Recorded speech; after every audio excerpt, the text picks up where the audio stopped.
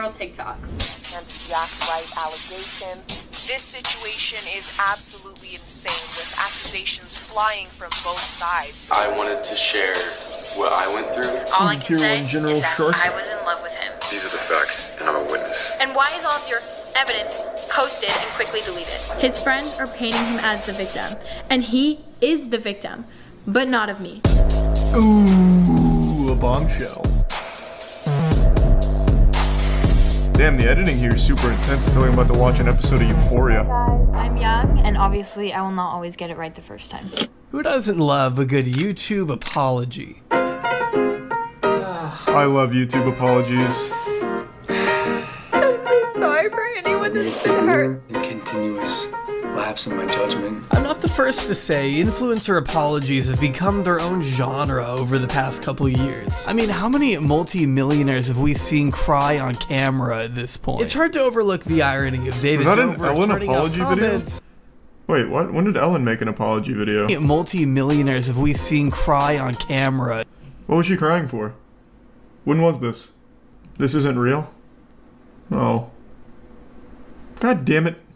At this point, it's hard to overlook the irony of David Dobrik turning off comments on a video titled Let's Talk. While some apologies may lead to an accidental admission of guilt, others don't even contain the word sorry at all. Some are scripted, while others are very much not. You're high. You're snorting a line of off a bad my. You know what I mean? I actually never saw his apology video. I didn't know he had one. Online, you get used to a pretty wide range of public statements, varying from sincere and tactful to, oh my god, what are the words coming out of your mouth right now? Actually, that just reminded me. Jenna Marbles, Hey guys, she made an apology video and then quit YouTube, or said she was. Did she actually do that? It's been like 2 years now.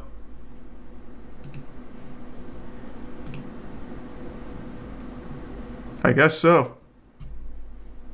Damn, she said, alright, I'm out then.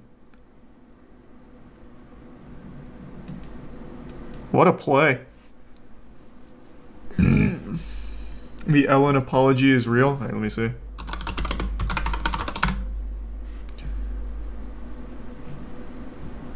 Which one? Is it this one?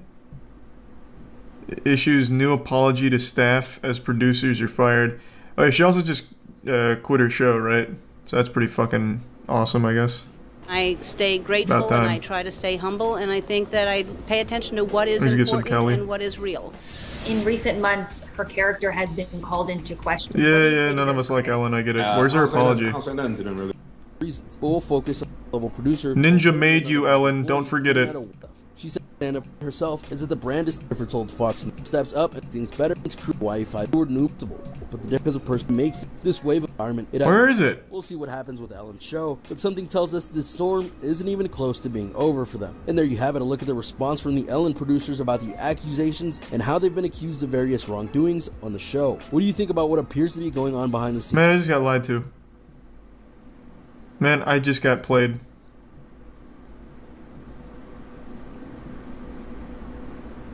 It's the first video result. It's this one. Oh boy, welcome to season 18 of the Ellen DeGeneres Show. Many people who helped make this show what it is. 270 people who... Whee! I am so grateful for. I want to be the 1 hour a day that people can go to escape and laugh. Okay. Oh my god. Jesus Christ. Is it this one? Now with Ellen DeGeneres with another emotional apology to her staff in a video conference call after allegations of her show being a toxic work environment made headlines. This as 3 top producers, all accused of sexual misconduct, are ousted from the show. Kaylee Hartung has the details. Good morning, Okay. Kaylee. Well, looks like I'll never find that. I'm just assuming it's not real. I gotta keep moving forward and learning and growing. You know, some people don't teach you about how to live this lifestyle or how to be here in this position, but I'm learning and I'm growing. It doesn't exactly take a PhD in psychological studies to gauge who's actually sorry and who's only sorry they got caught, as some only see their situation as more of a costly inconvenience than an opportunity to reflect inwards and admit where they might have room to grow. But that also depends on how serious their crimes are. Someone accused of a literal crime probably won't have the best of luck defending themselves holding a tangible, actual script in front of them. To be fair, it's less of a script and more of like a summer reading essay that one of his friends probably wrote for him. On camera. I guess nothing should surprise me anymore. Not even the worst interpretive dance I've ever seen. As a response to one of the biggest TikTok controversies in recent This is how you do apologies. Join me in documenting the timeline of disastrous PR choices of one of TikTok's once most promising entertainers. This is the story of Sienna. I know that this is why God and the universe have given me this platform. I preach self-love, but that takes time and patience. Now, more than ever, I feel proud of the person that I am. The one thing you should never apologize for is securing your internet with Surfshark VPN. Clean segue. I tried making that smooth, I don't know. Surfshark VPN keeps your identity safe and secure by encrypting all information exchanged between your device and the internet, ensuring your personal data stays protected from the threat of big companies and cyber criminals. In case you've been living under a rock for 7 years, virtual private networks swap the real location of your device with a new one of your choosing, giving you the ability to virtually travel anywhere across the globe, which is all just a long way of saying you get more shows on Netflix. Access and unblock content libraries and streaming services from other countries, all with the help of Surfshark's 3,200 servers located in over 65 You still watching One Piece? No, I haven't watched One Piece in a while. And liberate your internet by unblocking countless geo-restricted websites and secure your online data in the process. Protect your identity today when you click the link down below and enter code JOBBERY to get a whole 83% off your subscription, along with 3 extra months free. An incredible deal you don't want to miss. Massive thanks again to the gracious folks over at Surfshark VPN for sponsoring this video. I got it, Mac. I don't know if I want to know. Thanks for your subsetting.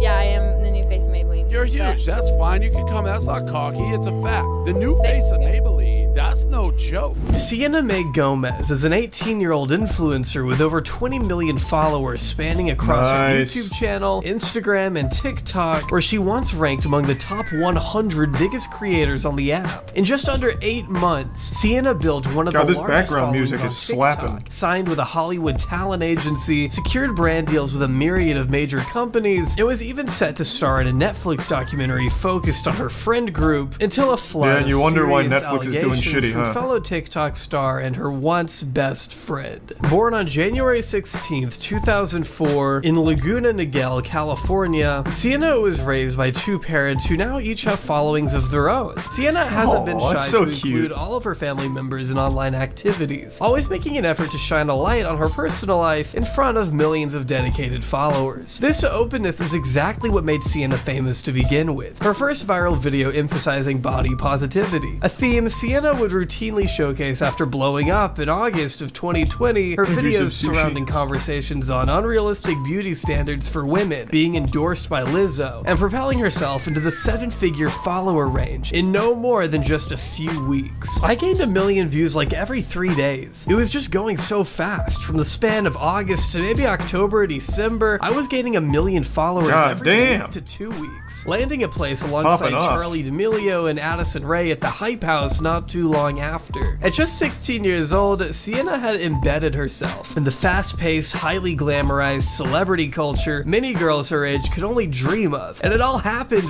really overnight. Posting close to 4 times a day on her 2 TikTok accounts and interacting with fans regularly in an attempt to grow her empire far beyond the limits of TikTok. It wasn't long before she began posting content with another influencer extremely instrumental to this story by the name of Jack Wright. Born on March March 29th, 2003, he and his twin James grew up with Sienna, going to high school together and hanging out in the same friend group long before TikTok fame ever came about. In fact, it seems one Sienna sub was on actually YouTube is worth like James, 1,000 followers on Jack TikTok. accompanied her to an interview. Hey, it's still extremely impressive on TikTok, man. After getting along so well and becoming more close, the two began appearing side by side more frequently on TikTok. And as you can imagine, it didn't take long for young fans of the two to speculate on the true nature of their relationship. 3 things I love about Josh: his smile, his optimism, and his way of being kind to me, no matter if I'm mean to him or not. How was your first kiss? How sweet. Our first kiss? Yeah. We haven't had it yet. You haven't had it yet? You haven't had first kiss yet? The vlog say something else. What weird questions to ask. Jesus Christ. Ugh. Not unlike YouTube and Twitch, oh my God. TikTok. How is the paparazzi like a real profession that still exists in the current century? Jesus Christ. That shit is so weird. So genuinely weird. And it's so outdated now too, considering like all of these social media people and celebrities posted like all of their shit themselves. Like their most embarrassing moments are moments that they are capturing and posting themselves. So the paparazzi are getting paid for actual nothingness, just to take pictures of them holding coffee cups. Such a stupid and worthless job. Thanks for some thick in the prime dat. The bits ghosts.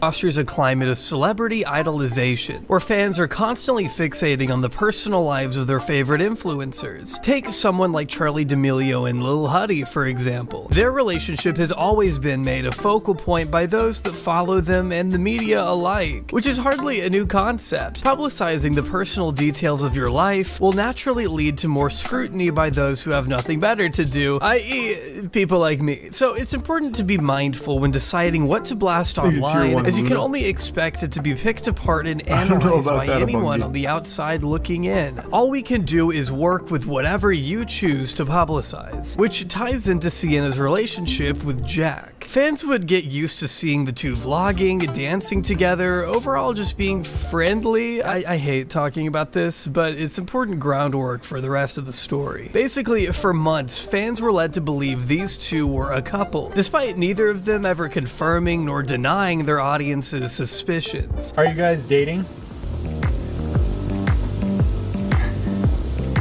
They would very openly show PDA, but never outright clarified whether they were dating, reaping the benefits of a public #couples goals relationship without that relationship actually needing to exist, as it was later revealed to be a clever front. It got to where so many people believed they were together, it became a huge part of their brand. But that also led to a lot of skepticism, as Sienna's relationship with her fans has always felt a little bit strained and inauthentic, at least going by the first taste of controversy she experienced in February 2021. I'm young and I'm still navigating the world and this industry, and obviously I will not always get it right the first time. I care deeply about inclusivity and I strive to lead by example.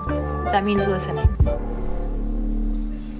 Boo, bad apology, didn't even dance. 15 million followers when she decided to launch her own merch by the name of Confidence is Cute, a body-positive clothing line offering an assortment of tees, sweatpants, hoodies, and beanies with phrases like, "Everybody is beautiful," "Stop looking at my rolls," "Graphic design is my passion." I'm sorry, I'll be nice. Definitely a good message, just not the best design in my opinion. Though they were pretty well received by her audience, up until a new selection dropped, sporting the caption, "Did you eat today?" which was mocked across Twitter and TikTok for making light of those with eating disorders and food sensitivities. It didn't take long for Sienna to respond on Instagram, where she doubled down on the design, writing it was not meant to make fun of / glorify EDs / be harmful or ironic in any way. The question is hoping to encourage / check in with people if they actually ate. Not liking this design is different than misrepresenting the meaning behind it, as she continued. Of course, since no retraction of the merch had been made, people weren't having it. And as the situation began being picked up by the appropriate news and drama outlets, Sienna finally removed the product and issued a public apology.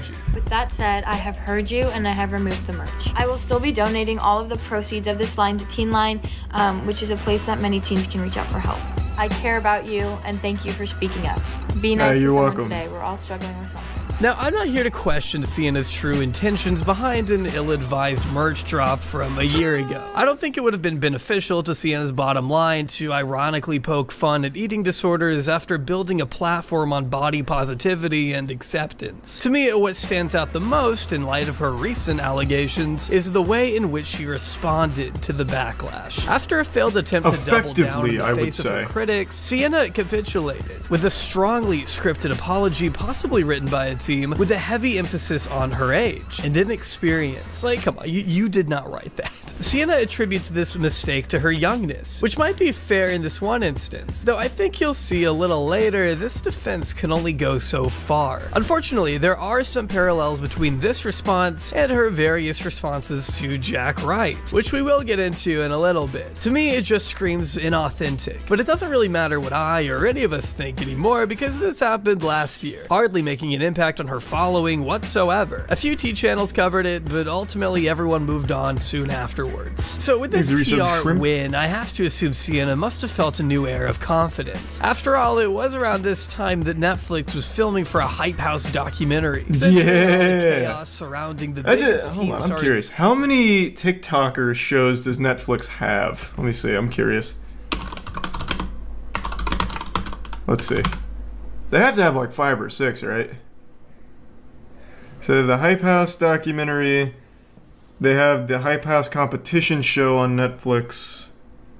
Or I guess it's not the Hype House per se, but something like it. Okay, can someone just tell me? I don't even know what I'd search for.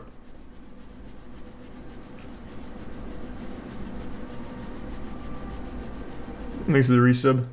Fairgo. They definitely have like 3 or 4, right?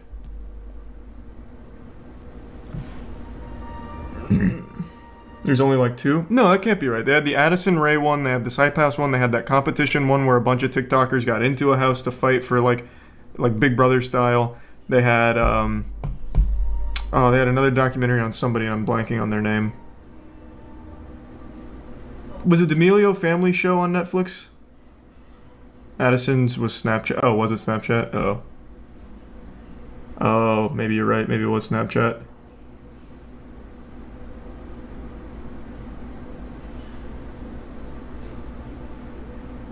You're talking about He's All That, but it wasn't a doc. Okay, let me rephrase the question. How many shows on Netflix star TikTokers? There. That's more appropriate then. Because it's definitely a lot. I've seen it a lot.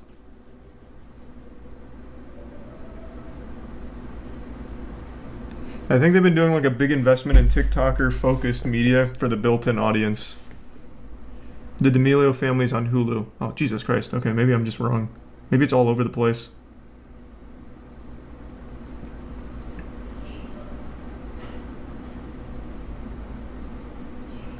Thanks, resub shakes.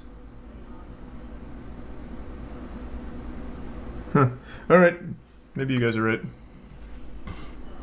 I thought it was more on Netflix, but yeah, it might just be everywhere.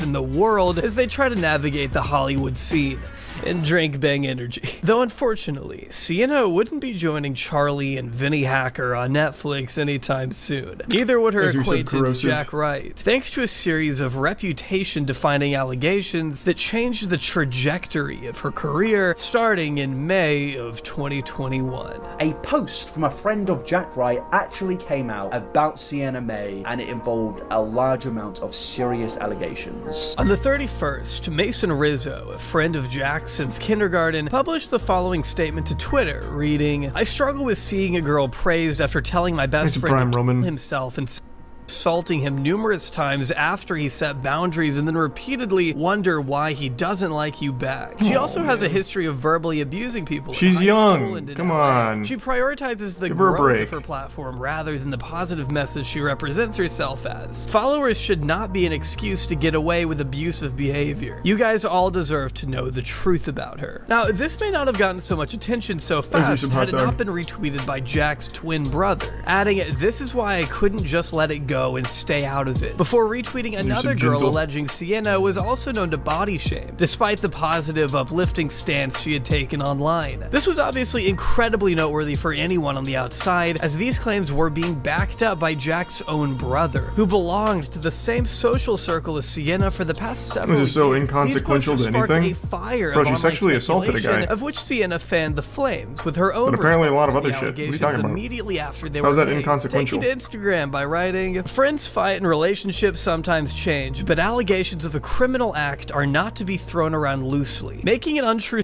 assault claim is never okay. I'm beyond saddened by this situation. In order for us all to move forward, I will be taking this offline with Jack. Thank you to all who have reached out with love and concern." As you can imagine, this wasn't received Sienna. as well as she may have hoped, and was deleted soon after. In fact, you won't find any of these posts now if they've all been taken down. Mason clarifying that Sienna and Jack's families had come to the agreement that this would be settled offline and away from social media. Except we both know how the internet works. This was out in the open for good. By early June, Sienna had made what would become her first of many public responses on camera, in which she unequivocally denied any and all allegations. Yeah, made these by apologies Mason sucked. Her video dancing was much better. Or denied it, her dancing which apology. makes the situation even worse because he never denied it, knowing that is not true. The allegations were made in a tweet by Mason of sexual assault. Let me be clear one more time. I did not sexually assault Jack Wright. Sienna goes on to say the two never had sex, which was never a part of the allegations, but I digress, and even claims those in her life are using her best qualities, i.e. the way she loves people, against her, to make her out to be something she is not. It's so crazy to me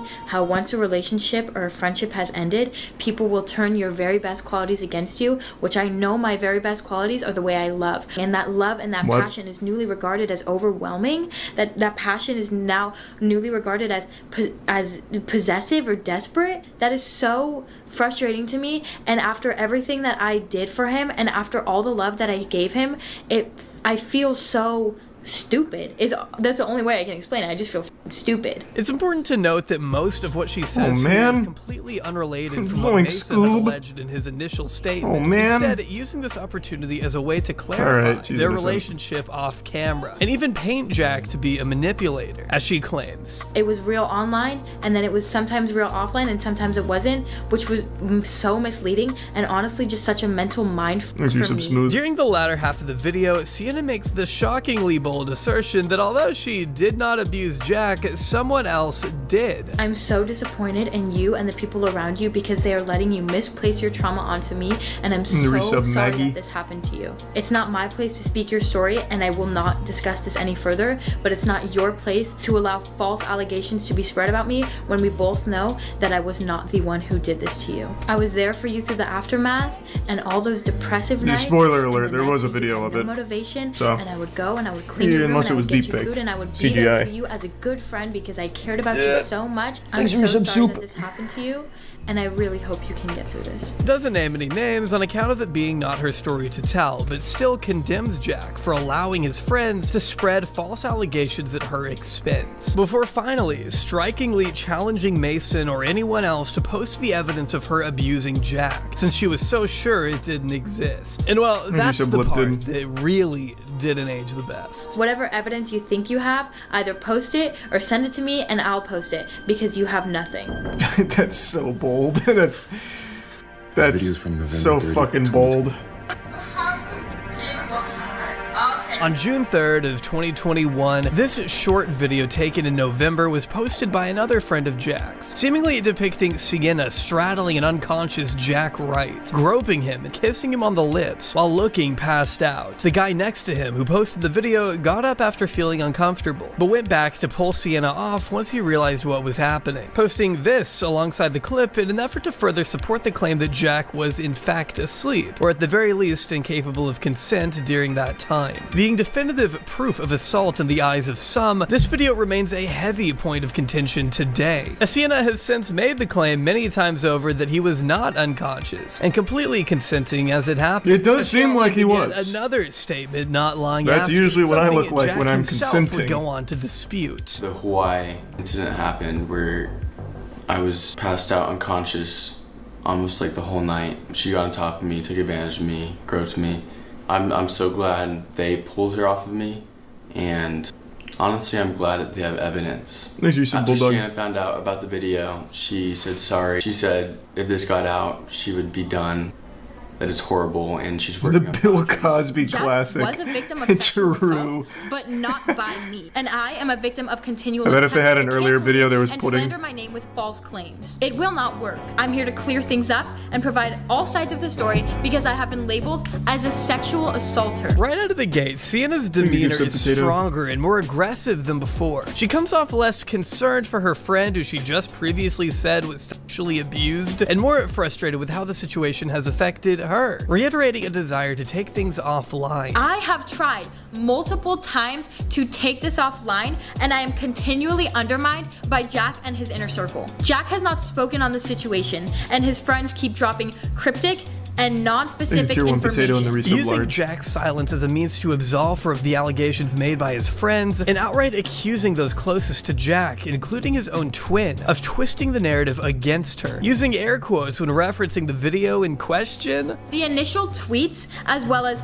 the video that I am talking about right now, have been taken down. She then goes on to dig up older clips of them being very touchy-feely with each other in the past, as if these would have anything to do with the allegations being made. Just because he may have consented in these examples on camera absolutely does not mean he was even in a sober enough state to consent in the video she's so willing to write off with air quotes. As you can see here and anywhere online, Jack and I were very touchy-feely with our friendship. This is the way that we interacted with each other, and it is in any video you go watch of us. Please, and I encourage you to go watch my recent YouTube videos featuring Jack, our recent TikTok. This is so uncomfortable, You will holy see shit. that this behavior Jesus Christ. was normal. Online, we touched each other, kissed each other, we were playful. Jack kissed me, and I kissed him. Within the boundaries of our relationship, this was normal. Definitely not doing much to sway people in her favor. But let's look. I would usually go over when he's unconscious and yank on his winky. So I went back and took It was part of our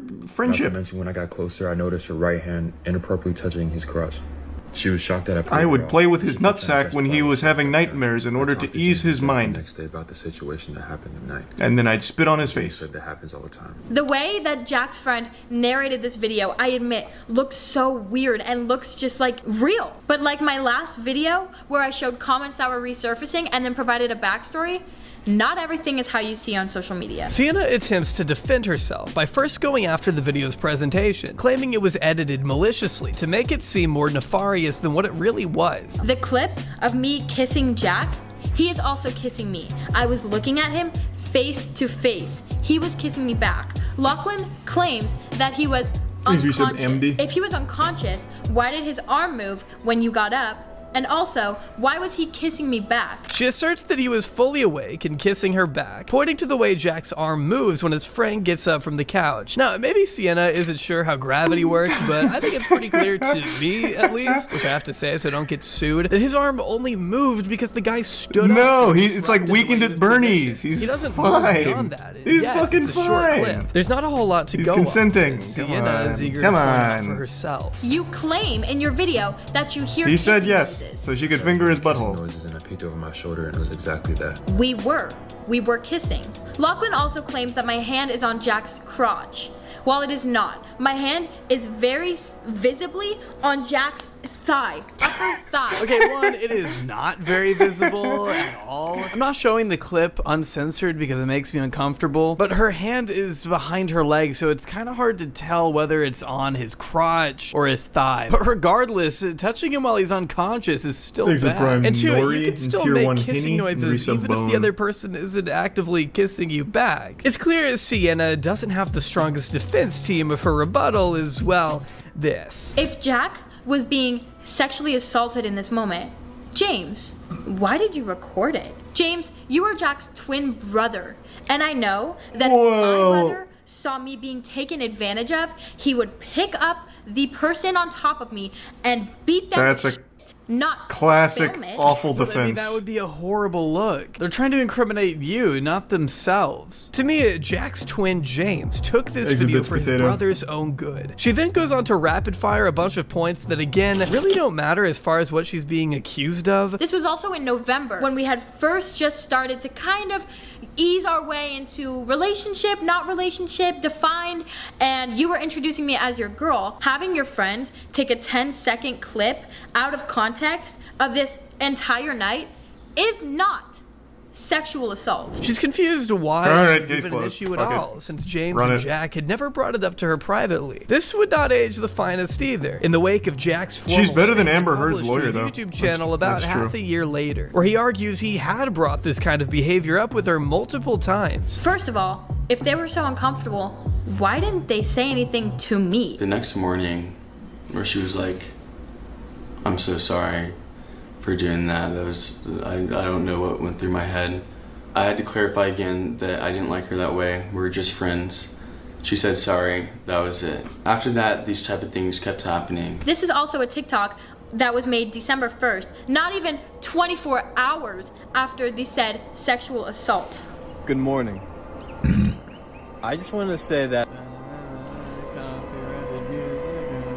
Do you think Jack would have made this video with me if he felt uncomfortable from the night before? The entire goal of this second statement is to make herself out to be the victim of Jack's friends intentionally manipulating the situation against her. But for what reason? As far as I'm concerned, no one really had anything to gain from this being public. These are the biggest influencers on TikTok, all with promising careers ahead. Making up false allegations to smear one of the most popular members in their group would not be doing themselves any favors unless this is real. Sienna issued cease and desist letters regardless, and went on to take a month-long break from social media. The situation died down once again, at least before Sienna made her long-awaited and critically acclaimed. She comes back and posts this absolutely fucking go. Video. An interpretive dance video for essay. It's so good. This is how you should apologize. Take a whole month off social media, but now I'm back. Hit it with the Mickey Mouse Clubhouse dance. Hey! What is this? Let's go. Deaf and stupid do you have to be to dance to a song where the lyrics talk about kissing 100 guys when you have been accused of kissing your boyfriend when he was unconscious, which is assault? I've tried writing this part of the video so many times, and the interpretive dance is so good. Still am truly speechless. I decided to take a month off of social media due to the negativity surrounding my platform. It was honestly one of the most difficult times in my life for many reasons. But through struggle, I found clarity within myself. God, apology videos are always amazing. But this one I still think is one of the best.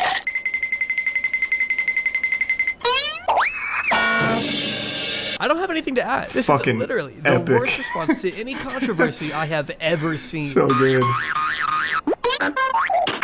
Somehow, Sienna May's PR team figured that shooting a highly stylized interpretive dance to a song which contains the lyrics, "I did nothing wrong, I'm young," would be an appropriate response to SA allegations. God, and it was. I'd be a fly on a wall during that meeting. It's like getting up in the middle of your trial and doing the Squidward dance. I mean, if you go to Google Tone God, Deaf I right wish. now, a link to her video pops up. For God's sake, she starts off with a close-up shot of her push to start. Even if I can only inspire one person, I will have done what I was put on this earth to do. It's so shallow and doesn't even mention the reason she left social media in the first place. If she truly cared for Jack, like she keeps claiming, this video would at the very least mention him instead of only making it about her. Sienna lists silly TikTok dances and showing unedited photos of myself as ways she inspires very Sia-esque before launching into the worst dance moves a human being is capable of. Needless to say, this video convinced everyone she was... Didn't Amber Turd just fire her whole PR team? Maybe there's a chance we see in trial her break out the interpretive dance like as a last-ditch Hail Mary. I don't want this to be the last one. It can't die here. I really think there's a lot of potential with the apology interpretive dances. So, fingers crossed. I really think we got a good chance there. Innocent. Netflix put her back on the show. She gained over 4 million followers overnight, and everyone clapped. The reception was just what you'd expect, which is why she deleted it almost immediately after it came out. Although I guess she forgot to take it down from Instagram. Regardless, it was still liked by over 200,000 people, and starting in July, Sienna went back to posting as normal. Literally, like nothing happened. In fact, she even continued to grow in popularity during this time too, getting more brand deals, probably because she thanked them in the apology video. And more than anything, I'm beyond thankful for my family, friends, partnerships, and supporters. It's like she's banking on the support from the side of her audience who doesn't know about the allegations, or at least not the full extent of them. Either these people had never gotten the full picture or didn't believe the allegations, clinging on to their favorite comfort creator and tuning out all the negativity. Because that's all it really was, right? An elaborate plot by Jack's friends to expose Sienna for something she didn't do and sink her career out of frivolous spite. A warped reality Sienna peddled to her followers up until January 2022, when Jack Wright broke his silence. I wanted to share what I went through with Sienna and my side of the story. On the 20th of January this year, almost 8 months since the allegations first came out, Jack Wright released his own official video response addressing Sienna directly, in a statement titled, "What Sienna May Did to Me." This all started when my friend came out with a tweet. Because he was worried about me. He actually witnessed a bunch of times what Sienna did to me. Speaking on his experiences with Sienna, explaining how difficult it's been to open up, and that he didn't want his response video to be as aggressive as Sienna's. Jack also confirms here that they were always clearly just friends, and far from anything relationship-wise off camera. I just want to clarify that we both knew that we were just friends. She was singing and talking. They should dance battle? True. And I just thought of her as a good friend. We were making videos, we were making dance trends, we had fun. It was just strictly friends, and we both knew that. But this is where I want to give a quick trigger warning. To anyone who may be put off by brief mentions of abuse, Jack does go a bit further into detail here, and even makes some new allegations that hadn't been brought up by his friends. So feel free to skip to the timecode on screen if you aren't comfortable with such mentions. So the first incident where Sienna crossed boundaries, it was after filming. We went into the room. I was just chilling on my phone on the bed, and she got naked, like completely naked, nothing on, and straddled me when I was literally just chilling on the bed. But I didn't know what to do in like the situation because it was just like random and weird. Quickly told her, Sienna, get off. We're just friends. Stop. The next morning, where she was like, I'm so sorry for doing that. I don't know what went through my head. I had to clarify again that I didn't like her that way. We were just friends. She said sorry, that was it. But that wasn't the end of it. Jack alludes to these incidents persisting, leading up to the video we all saw. These type of things kept happening. She would do something and I would forgive her, and she said it wouldn't happen again, and we would go on and making fun videos. After all those type of things kept on happening, the Hawaii incident happened. Jack can confirm that he was in fact passed out, unconscious, almost the whole whole I can't night, believe and that. That looks like a fully conscious man to me. Most vulnerable state. He's appreciative of his friends for stepping in, and that they captured what little evidence there was. Because after that occurred, the two would get into another dispute at a party, where she got jealous and mad that he was flirting with girls, even though he made it clear he wanted nothing romantic with her. She allegedly pulled him into a room, screamed at him, then tried to make out with him before he told her to leave. Two friends escorted her out of the party since she had also been causing additional problems that night, but resorted to jumping and rolling out of a moving vehicle to get back. Oh, I forgot about that. He was hiding from Sienna in the house. According to him, her parents had to. That was like full blown like Jason Statham stunts. And while the car was moving, she jumped out of the car, rolled, and said, I have to get back to Jack. So I ran back to the house, and I was like hiding from her, and I was just waiting for her parents to finally pick her up. Looking back now, I don't know why I stayed friends with her, stayed around her. I truly thought she was gonna change for some reason. I feel like she'd say she had so much love for me and she truly cared for me, and then the next night she would do something like that. It got to a point that Sienna was fully aware of Jack's boundaries, yet continued to cross them, ranting to friends that Jack didn't like her back, despite the fact that she turned around to pursue other guys. All of this is alleged, I have to say. But things get even more intense when Jack alleges Sienna would break into his house in the middle of the night. She would constantly come to my house. Remember my What's a good first speedrunning game? Mr. Krabs overdoses on ketamine. Like, get out of my house, because I was so sick of her just like breaking into my house. I would wake up and see her car just sitting outside at like 2 in the morning. She would break into my house, and when I was sound asleep, she'd come into my room, and I'd wake up to her hand in my pants. And it wasn't like the only time it happened too. I was so like used to it. I was so used to it that I don't know, it was just like normal for me that I didn't think there was such like a problem at all. Like part of me wants to blame myself for being nice and sticking around after so many times. But now I realize that I was stuck in this like manipulative cycle of her acting like she extremely cared about me. Yeah, she's like a fucking supervillain. That she would do stuff to wanting me, and it was fuck just Jack. so normal for me. I got used to it. Painting a horrific picture of waking up in the middle of the night. How does all this happen before you raise a red flag, though? You've clearly not been around a ton of people. People you think are a friend, you'll ignore a ton of flags for. Happens all the time, even if it's not romantic. I am holding in a pee-pee really badly, though, so I'm gonna go tinkle real quick, and I'll be right back.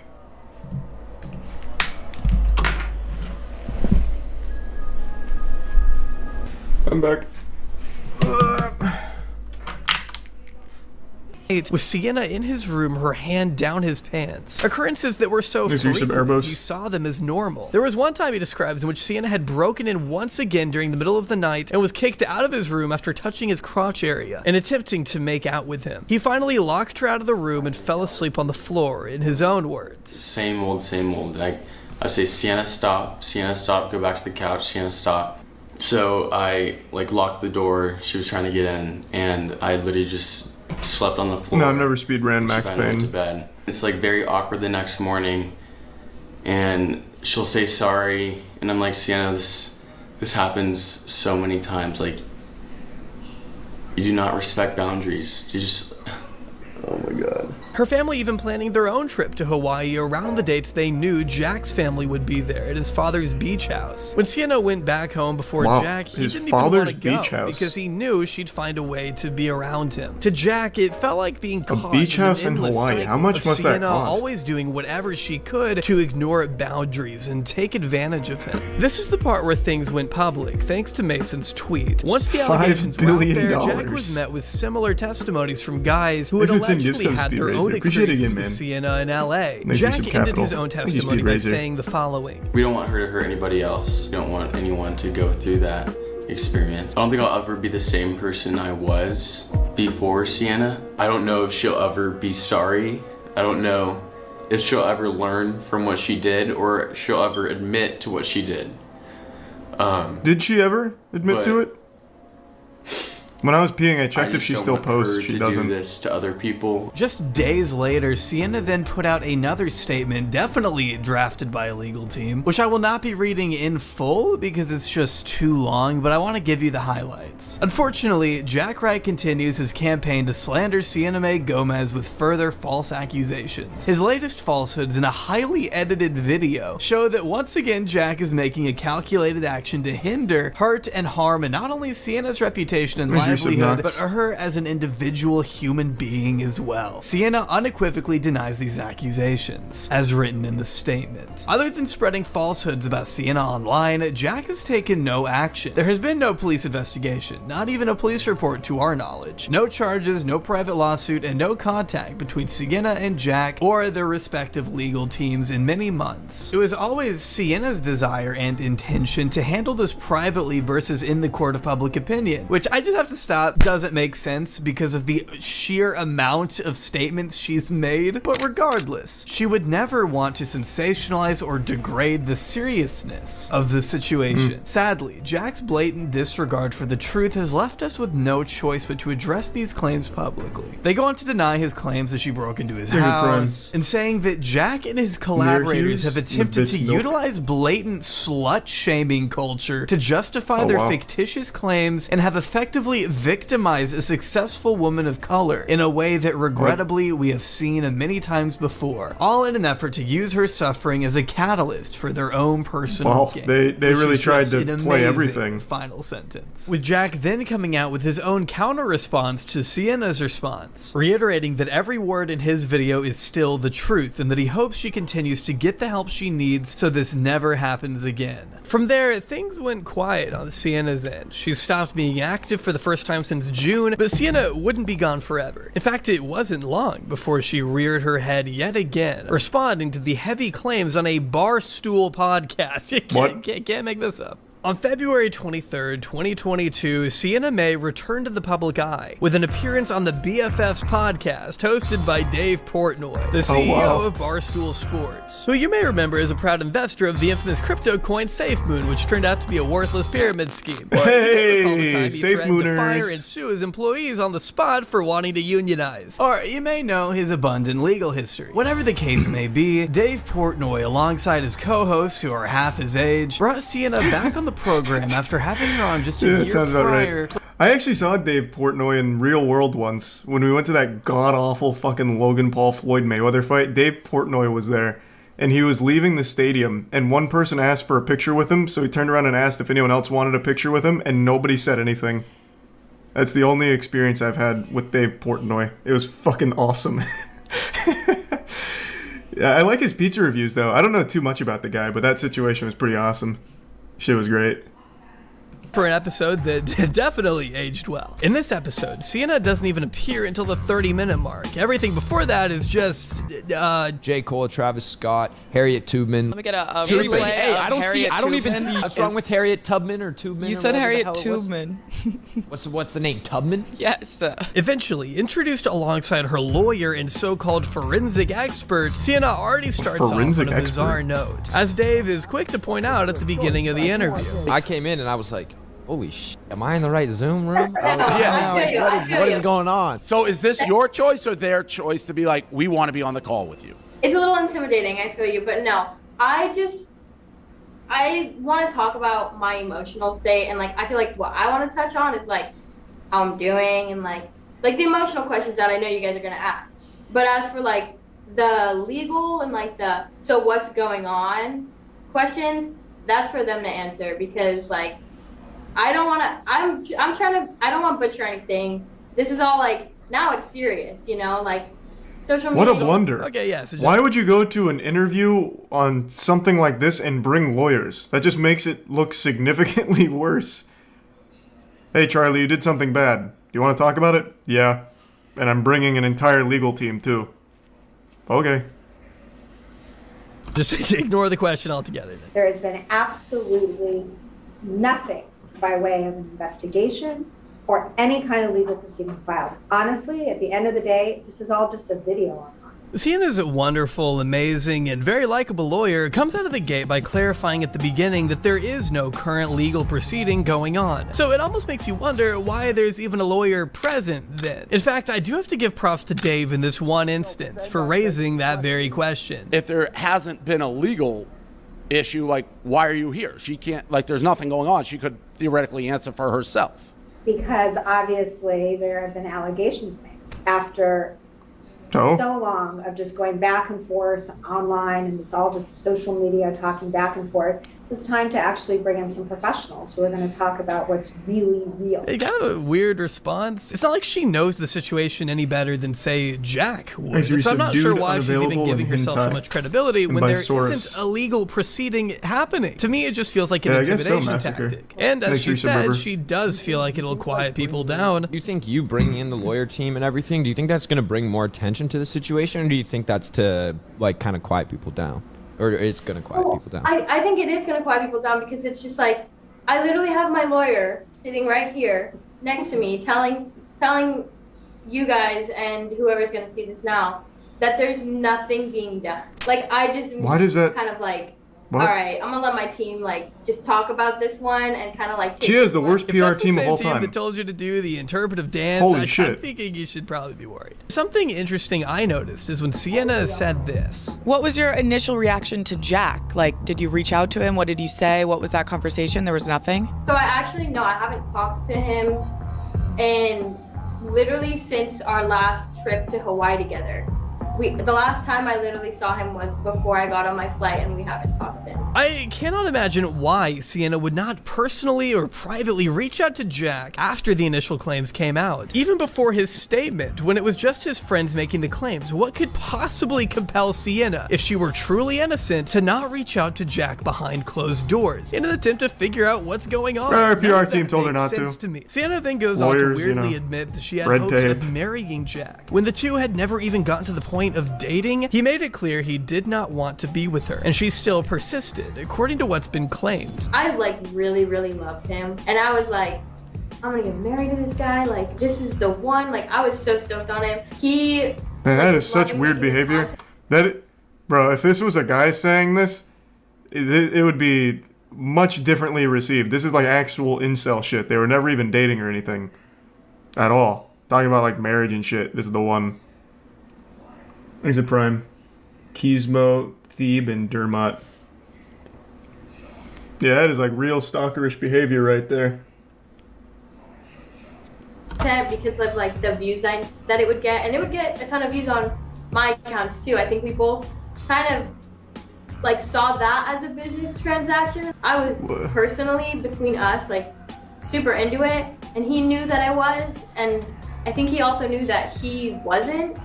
And that's where things got messy. Did you realize he wasn't into it and you were still pursuing it, or you There's a prime didn't cool realize? beans and We would Mercat. kiss. Also, I just want to reiterate, we never had sex. We literally never did anything other than kiss. Sienna likes to emphasize that the two had never had sex, as if this was ever something Jack claimed, and I'm surprised Sienna keeps harping on it, even with her lawyer sitting right next to her. She absolutely cannot, for some reason, answer Dave's question of, well, did you know he wasn't into it and you're still pursuing it? Instead, all of her answers are keeping the best interests of Sienna in mind, and how Wait, does she have two lawyers all of here? her answers are Wait, is this one of the normal hosts on Portnoy's show? This doesn't seem like the company Dave Portnoy would keep. She brought two lawyers? What the fuck? Hey, can I get Saul Goodman over here and then, I don't know, someone else, please? I really need to make an impression. Are keeping the best interests of Sienna. Oh my god, you're right. Wait, they are in the same room, all of them. And you're still pursuing it? Instead, all of her answers are... Yeah, you're right. It's the same plants. I knew she was here because she reached out and patted her on the shoulder or whatever, slapped her in the face, God only knows. But yeah, I didn't realize this guy's in the same place too. Unless he has just been like deep faked in here. I mean, he does look kind of Pixar-esque. Are keeping the best interests of Sienna in mind, and how she was misled the entire time. Even though from what she's describing, it doesn't sound to me like he had any intentions of pursuing a relationship outside of the romantic TikToks. It was interesting. Like my initial reaction when I saw his long videos, how cut up it was. It was like a jump cut every 2 seconds. But Bree brings up a good point. Like, why? Like, why would he be posting 17-minute YouTube videos, like bawling his eyes out on the internet, if there was no truth behind what he was saying? Look, correct. Here's the thing. I'm going to jump in again. Here's the thing. We can't speculate as to why he did it, or what he thought of. We can't speculate. But, you know, to Bree's point, they're nothing but statements. They're just statements. After not knowing why Jack would cry in front of 20 million people in order to falsely slander Sienna's name, we reach the climax of the interview, where Sienna's forensic specialist breaks down the infamous video and analyzes it, basically writing everything off as too short to count as evidence in a court of law.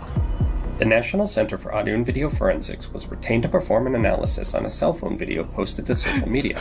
I was asked if the video could be used as credible evidence of the accusations against Ms. Gomez. In short, no. The posted video is not credible evidence of these accusations. The video is not original. The video has been heavily altered. The video based on provides what? No context to the events. Wait, how did... The video is not credible. Well, I think we need to clarify in these first two statements. This would be huge if you can prove the video has been heavily altered. You're telling me someone actually did CGI this shit in here? You're gonna need to, like, clarify here. That would blow this whole thing wide open. The video doesn't exist. Yeah. Point 5. The video is not real. In fact, nothing's real. What is solipsism? of the accusations against Ms. Gomez. I feel like that was a bad CSI video. I mean, my instinct is people are going to be like, that's a guilty video. It felt like a bad movie. Actually very funny. They shred this video in front of the guy who made it. But I have to say it's hard to deny the video is short and doesn't show the events leading up to and after what is taking place, an alleged assault. But this weird Fiverr looking edit isn't exactly helping her image. Going on to accuse someone out there, maybe even Jack, of botting her, in addition to really emphasizing how much hate she's been getting online since these allegations broke. With absolutely no care for Jack or the same horrible messages I have to assume he's been getting from her fans. It's something though that we've actually become kind of used to and kind of shrug off. Like, of course there's botting going on. But I do want to make the point, it's illegal. Are you insinuating that Jack did it? The botting? Good question. Yeah, we don't know who did it yet. I have to say the one thing Sienna may actually be good at is digging her grave even deeper, because throughout this entire video she comes across as nothing but inauthentic and unnecessarily intimidating. It just isn't a good look. And even if we're going by the court of public opinion, one glance at the comment section would seem to indicate a loss on that front too. She says, the last thing I would ever want to do is breach someone's boundaries, and for that I have become explicitly aware of the way I interact with others and will do better. I think she'll be more cautious going into the future because of this, but I still don't think she understands. Because someone talked to you about their boundaries and you continued to break them. So it's not like boundaries had to come to your attention. Like, you knew. You just didn't do anything about it. Sienna's responses throughout this entire situation have not been helping her at all. In my mind, everything she's tried to do here has backfired. The fact of the matter is, there are two conflicting narratives. One is that Sienna has been falsely accused of assault by a man who manipulated and led her on by intentionally giving her mixed signals, only to maliciously launch an attack on her reputation in the end, or that Sienna is not the person she claims so adamantly to be online. That her issues with boundaries far surpass the smaller extent to which she's described so fleetingly in interviews. That she repeatedly chose to take advantage of Jack Wright when he was at his most vulnerable, keeping him at arm's length no matter where they went due to her bizarre, ignorant, and selfish infatuation with a boy who clearly didn't reciprocate feelings. I personally believe the latter. After everything Jack has said and personally testified against, it's hard for me to look at this video as anything other than the truth, even if saying that could get me crucified by Sienna's legal team. However, I don't know, man. Her legal team doesn't seem that adept. This guy actually put together a fucking CSGO montage to prove why the video is bad without any evidence. He just said 4 points. It's not original. It's heavily altered. Like, with nothing else there. It's kind of worthless. You're probably fine. By Sienna's legal team. However, the one truth that remains absolutely undisputed is that Sienna May has dug her own grave. Whether it be with weak video responses or complete interpretive dance to the lyrics "I'm young and did nothing wrong," it doesn't matter how young and inexperienced Sienna was when she goes to such extreme lengths to keep Jack and her critics at bay, as to not damage the precious reputation she's built on a mountain of lies and sick dance moves. God, their dance apology is so fucking good. I love it. I wish more people would do that.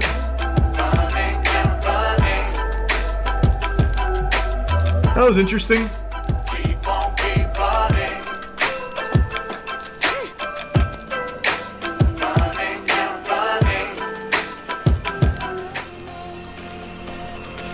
TikTok influencers, man. Yeah. That'll do it. Hello, my darlings, and welcome back to This is Maria. In this episode, we're talking about the ending of the cycle, the time that we find ourselves in right now, why this time is so special, why it is absolutely not random that you have shown up on planet Earth right now. Have you seen the Scentbird CEO? She does a podcast with her eyes closed to talk to spirits and said Hitler wasn't bad. What? The Scentbird CEO does this. Wait, I know Scentbird. Hold on a second. Yeah, wait, you're right. The Scentbird CEO claims to be a spiritual medium. Or, sorry, not a spiritual medium, a spiritual guru. The co-founder of the Netflix for Fragrance, Mariah Nuraslamova, has been moonlighting as a spiritual influencer. Comments on extraterrestrials, The Matrix, and Hitler have recently attracted negative attention. Your teeth are not randomly crooked, there is a spiritual meaning. Every little aspect of the tooth is a map, right? This sounds beautifully unhinged. Can I see some of these clips? What? Keep reading for $1. You got some absolute nerve, huh? Hold on. I want to see some, like, super cuts of Scentbird CEO spiritual readings. Okay, hold on. Let me just try going to YouTube for it.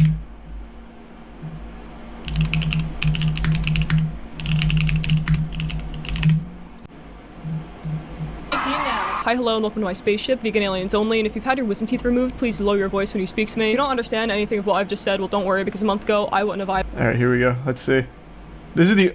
I can't find the clips anywhere else right now, so right now, completely reliant on the YouTubers here to bless me with this info. I want to see these readings. Thanks to Tier 1 Mid, and the resub Van, Ham, and thanks Kyle. And 40k seems like something fun.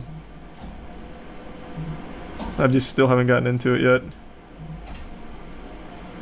Version of the Matrix will be the default one. The 5th version of the Matrix is actively being incubated, and according to Maria, it's showing really good signs and is looking promising. Now there is a new version of the Matrix that's being currently incubated.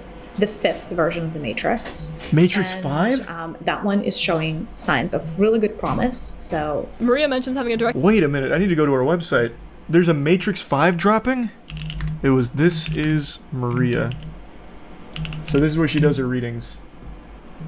She is the CEO of Scentbird, which I think many of you have probably seen through YouTube sponsors. They were pretty big on influencer marketing, from what I recall. Here we go. I've broken into the 5th Matrix now. I think this has everything. How do I play sound? Oh, here it is. It's not at all negative, but it is everything. So when you are inviting black into your body, you're not inviting demons, God forbid. You're not inviting evil into your body. You are inviting this moldable substance that contains all life inside, that contains all light inside, that contains the entire spectrum of everything. Okay, so she's about to cast a hollow purple. I don't really care about that. Where did she do, like, the spiritual readings, like where she talks about Hitler and everything?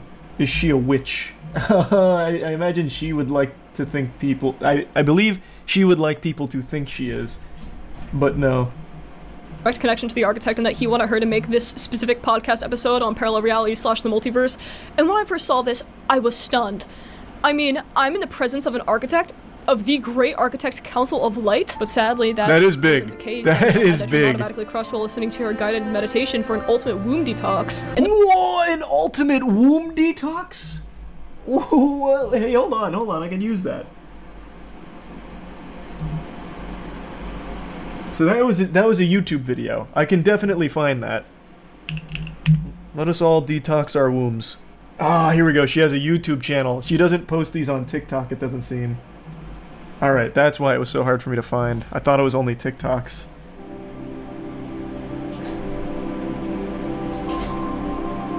Hello, my darlings, and welcome to Our Sacred Universe, a podcast where we meditate together. I'm ready. Today, I wanted to offer you a womb healing practice. Thank you. Our womb space is where we deposit a lot of our hurt, a lot of our pain, a lot of our suffering. I know usually when we think of the womb, we only think of women. But a womb space, or if you will, our sacral space, I have something that everyone has. I have nipples, so Greg. Can you milk me? You, whoever you are, to do a womb healing with me today. Before we get started, just a couple of housekeeping items. If you haven't checked out my book yet, no, hold on. I don't need the hashtag ads here. Just give me my womb needs a little bit of assistance here. Okay. And close your eyes. I appreciate it, Belvedere, and yeah, there's a P.O. box. Seated under a large There's a command for it. Thanks, this Pajama. Waterfall is majestic, I hope it went well. And falling straight from the heavens. Feel the droplets of this waterfall on your skin, all over your body, gently enveloping you, in peace and serenity. I don't need that though. I need womb stuff. I want you to imagine how the waters of this womb area. Oh, here we go. In your lower belly. Keep breathing in and out. Imagine I just have a full body orgasm from this. Breath to ground and center yourself. Invite the healing vibrations of the universe to enter the sacred space of your womb. See, like, we skip a step. How do I invite the healing vibrations of the universe to fuck my womb or whatever? Like, what do I do? Like, how do I send out the distress signal? That's where these guided meditations always fall apart for me. Like, they make it sound like it's so easy that I can just call upon healing vibrations. Like, I'm not a shaman. Like, can you call it for me? Book a reservation. Yeah, what availability do the healing vibrations have in the universe? I imagine they're probably pretty booked up. I forgot. I didn't even check. Why are you detoxing your womb? It sounded helpful. If you're just tuning in, to give you context, this individual, Maria, is the CEO of Scentbird, which is actually a pretty big company, or at least it was. I don't know if it still is. And according to Chatter, the Scentbird CEO has found herself into some controversy because of this line of work, where apparently she was saying that Hitler wasn't bad through her spiritual guru sessions. And I'm trying to locate that, but I'm getting all like sidetracked here, going through these alternate branching paths in the visual novel. So I'm still looking for that, but it's such an interesting tangent. So, here, you know, I'll stop detoxing my womb. I think more than effective. Probably already finished that. A new era is upon us. Why your soul chose to be here and what the end times are all about. Hello, my darlings, and welcome back to This is Maria. In this episode, we're talking about the ending of the cycle. The time that we find ourselves in right now. Why this time is so special. Why it is absolutely not random that you have shown up on planet Earth right now. What are we ending? What are we beginning? And I will share a few interesting facts and peculiarities, if you will, around how souls usually plan incarnations in the times that we live in. What determines how higher selves think about what is important, what experience is a pivotal as, you know, they are going through an incarnation on Earth in this pivotal time. Now, before we dive in, I wanted to let you know that apart from making videos like this one, I also host healing circles. There's usually about one circle every other month, or about one circle. Okay, I don't need the ad. Just that are tell me what the end times are. Converging in this one spot, in this one time and place, if you will. And so it's a number of circles or cycles that are ending. I have not seen that, Cam. When was that? We'll begin anew. One of the transition. All right, I'm already tuned out here. Where is the really wacky shit? The dark truth about coffee: it is a toxin that darkens your aura. What? Coffee is bad for your aura? Is it? Damn it. Captivating. Hello, my darlings, and welcome back to my YouTube channel. If you're new here, my name is Maria. Please subscribe below so we can be YouTube friends. Today we're talking about coffee, specifically coffee from the spiritual perspective. I will share Why?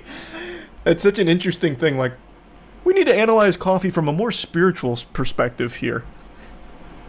Why would you ever do that? Who cares? Guides have said, spirit guides that is, about coffee, how much and if I am drinking coffee, and what I would geek up to for coffee is one one of those products that darkens your auric field. Okay. It darkens your light bodies. Naturally. What does it mean? So essentially, when coffee gets into your physical body, it impacts more than your physical. It impacts your energy. Obviously, we know that. That's why a lot of us have coffees, because we want to pick me up. We want an energy spike. Yeah. But it's a stimulant. when coffee is giving us an energy spike, it also darkens our aura as it does. As it works with our body. So it's almost like when coffee gets into your aura, it creates these little anchors or these little dots of itself. It's almost like it gives an energetic imprint into your body. What? And though that energetic imprint is kind of what causes an addiction, because it's going. The energetic imprint is what causes an addiction, and it darkens our aura through that. How the fuck does it touch my aura? How in the world? It's gonna start making you want to reach out for the next cup, the next cup, and the next cup. But not only that, over time it really darkens your aura in the same way that, like, physically, on the physical level, it darkens your yellows your teeth. Energetically, it darkens your aura. What is the problem with a darkened aura? A lot of things. When we are in the spiritual path, and in general, if you think about the evolution of souls, and I'm going to go very lofty, and then we're going to come down for a quick second. When our souls evolve, like at soul level, when you evolve, over time, what ends up happening to your soul is you accumulate more and more light in your body. So you grow and expand, and you grow and expand by accumulating more light and kind of releasing darkness, if that makes sense. Over here, it makes so much sense, a lot of actually. Things in your life are dependent on how much light you can hold within your body, especially if you're on spiritual path. For people that are able to hold on a lot of light in their auric fields, their spiritual gifts open up. Their abundance channels open up. Their talents open up. Essentially, like, their higher selves come through, and then the body is considered clean. So your higher self is willing to inhabit more of your physical body. What is happening? And therefore, you will always have connected. You become a channel. So in other words, when you are in a spiritual path, when you are in a path of awakening, how much light you can hold in your etheric body, in your light bodies, if you will. That's a lot to process. She's blowing the lid wide open on what it means to be alive. Oh, I'm sorry to hear that, Harley. I don't know how to help with your drivers, though. Okay, let's just... coffee's bad. That's what I took away from that. Now I know. C-section babies have to hear this message? Just C-section babies? Your higher self gave you this name for a reason. I mean, it's my dad's name. Is that the reason my higher self gave it to me? These are so interesting. I'm never going to find the video where she's apparently talking about Hitler. I'm just going to keep going down these wacky fucking titles. Why did my higher self name me Charles? Hello, my darlings. I feel like it's because it's my dad's name. This is Maria. The topic for today, Maria.com. All right, the mystery of the name. This is kind of a fun topic. It's not a mystery. That is it's just not a mystery for, like, most people. I don't think it would be a surprise for those of you that have listened or have been listening to me for a while. Crazy. The tier one that names are not random. In fact, nothing is. Your higher self goes to great length to plan everything around your upcoming incarnation. And that planning is quite meticulous. So your higher self is very particular around which parents it wants to be born to, what country, what city, etc., the level of income of your parents, what traumas they have, etc. So everything is done. I meant to look into that, blah, blah. I haven't checked it out yet, though. The vibrational law, the law of resonance, right? So there must be a resonance between how your higher self feels and the experiences that it is looking for and what your current family can provide. Interestingly enough, the selection of the name is just as important as the selection of the birthday, if not more important in some ways, because a lot of your identity, right, a lot of your ego is a fixed identity, is going to be built around your name, whether you realize this or not. Must be amazing, Scott, yeah. Some of your major traumas can become very apparent through how you feel about your name, whether you accept your name or you don't. For the people that don't love their name, it is usually an aspect within themselves that they are denying. So essentially, anytime you display any kind of the vowels and the consonants in the name, through the letters in the name, connects you to certain aspects of universal flow, universal energy, if you will. Huh? And because you're so attached in a good way to your name, you have a claim over those energies. Okay, I claim all of the energies of C-H-A-R-L-E and S. No one else can have them. That's my domain now, and I'm kicking everyone else out. I have become your tyrant. It's called the Blanket of Self-Love? Oh, no. You just saw this down here. Blanket of Self-Love. She has something about masturbation. Well, that darkens your aura. I already know that. I'm familiar with the aura spiritual channels of the universe. Or the masturbation spiritual channels of the universe, pardon me. I'm just gonna type in, see if I can find it. Not the masturbation. Actually, the masturbation too. Fuck it, let me see. One thing that did come up though is called the Karma of Atlantis. It's time to release it. Here's how you can do it right now. Like raise Atlantis myself? I can do that? I'm far more powerful than I thought. Okay, let's just do the other video then. Some of my So 50 seconds. favorite YouTubers have promoted a brand that normally wouldn't show up on my scam/problematic radar scanner. Scentbird. Scentbird. Yeah, I told you it was a big thing. Told you that. That at least outwardly looks successful. It's not Thanks an for membership, MLM. Joshua. It's not And hey. promising to cure cancer. So why do I care? It's because the CEO of Scentbird, Maria Nurislamova, stinks. Our bodies choose to miscarry children. Oh. It's not an accident that happens. It's a choice. If people were to align with their life purpose, we would see a lot less cancer on planet Earth. You could heal yourself from any disease. I don't care if it's cancer. I don't care if it's AIDS. It could be whatever. But you could heal yourself in the span of under 7 days. We're going to talk about the spiritual reasons for being overweight. Like, look at Hitler. He's one of the poster children for like being an evil person. Do you know how many millions of souls benefited from learning from the experience that he has created? So is he evil? Not really. I don't think so. Wow, Maria. Those spiritual sessions are sending you down the loony path. I want to see the... Can I find these, like, individually? If your heart is open, you can heal any disease. Let me see if I can find that first. Oh, here we go. Right now we're living through a time of a lot of hidden agendas by the powers that be. And those hidden agendas remain hidden because there is not enough heart space energy in humanity to be able to bring them to light. The heart energy is always the energy of light. The heart energy is always the energy that essentially you emanate your energy from the heart. The heart is one of those energies that if your heart is activated internally, you can heal your whole body in a matter. I will say, if your heart isn't activated, you're probably not watching this video in the first place. You are dead. Most likely. Bearing some, like, very fringe cases. Of days, you guys. If your heart truly is operating at the level that it is meant to operate for you, you could heal yourself from any disease. I don't care if it's cancer. I don't care if it's AIDS. It could be whatever. But you could heal yourself in the span of under 7 days. That is the power of the heart. It changes your internal ecosystem and it changes your external ecosystem. It just does. It is meant to. It is. Well, who knew? Who knew? It's like breathing techniques from Demon Slayer, but for your heart. It can do anything. It's designed to. It is a beacon of light. It's the torch. It's the one thing you should follow.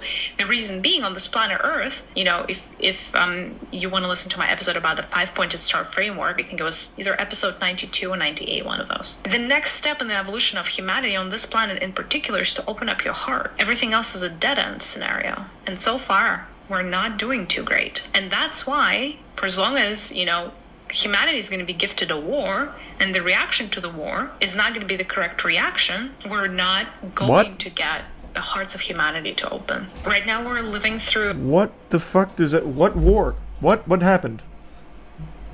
It's just like a bunch of gobbledygook. It's like, there's nothing that binds these statements together.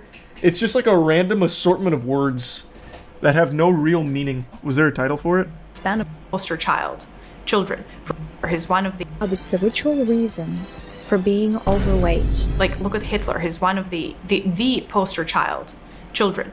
This one looks like a YouTube video. I'll check her TikTok anyway, but this one appears to be a YouTube video. I get so distracted by so many cool titles. She has one here called Babies Control How Long Their Birth Is.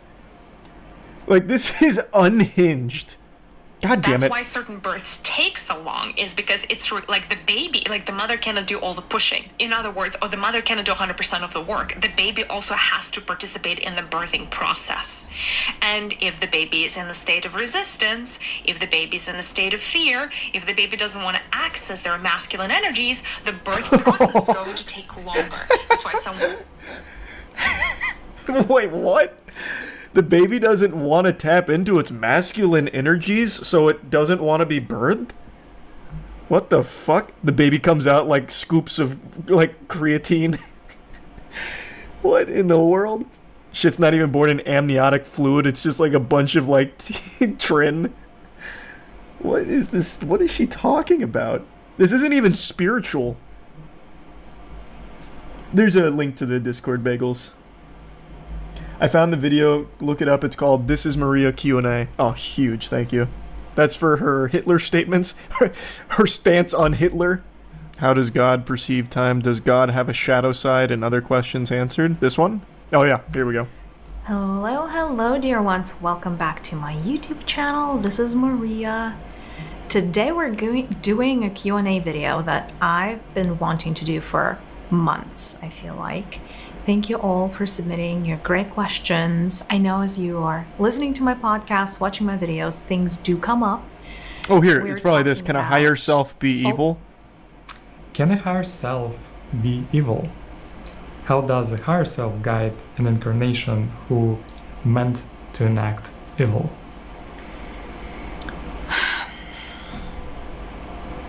I have a hard time answering the question about evil because there is such a big gap between how humanity perceives good versus evil and how, you know, even beings in the seventh dimension perceive the seventh dimension. Who's in the seventh dimension? Higher self perceives. Glorbus? Like who are you communicating with in the seventh fucking dimension? From the perspective of Source, everything is an experience. From the perspective of your higher self, everything is a learning opportunity. Thanks, Resub Agadina. So they're not so quick at putting a label on a happening, an event, or a circumstance. In fact, so like they don't like putting the word evil on things. Why? And they don't even perceive that as such. In other words, being murdered by someone and murdering somebody, from a perspective of the higher self, that's a horrible take, Anonymous. Considered Yikes. all good, right? Depending on the intention. And here is where the core crux of this issue lies. Let's say you're, and again, not stepping back. Let's say your higher self wants to understand murder. Should be easy it's just to understand. A fascinating subject for your higher self. Okay. If it wants to understand murder, Jesus Christ. The angle. So your higher self may choose to come as a victim, as the mother of the victim, as the father of the victim. Why? As the teacher of the victim. Why would it want to? So, based on what I've gathered, very limited exposure to her spiritual guru benevolence, it seems like she believes you are the product of your higher self wanting to be experimental. So when something bad happens, it's because your higher self is trying to learn about it. So here she's using murder as an example. So if you are someone who gets murdered or associated with the victim of a murder, it's because your higher self wanted to be in that position. It was all predestined because your higher self wanted to be present for it, to learn about it, which is the dumbest idea ever. That's actually the stupidest fucking idea. An hour and 3 minutes for the Hitler stuff? Okay. Thanks, you said Will and Hooligan. The membership, Lark and Tood.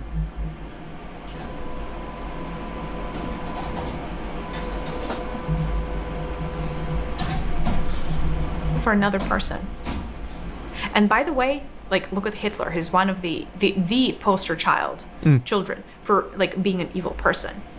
Do you know how many millions of souls benefited from learning from the experience that he has created?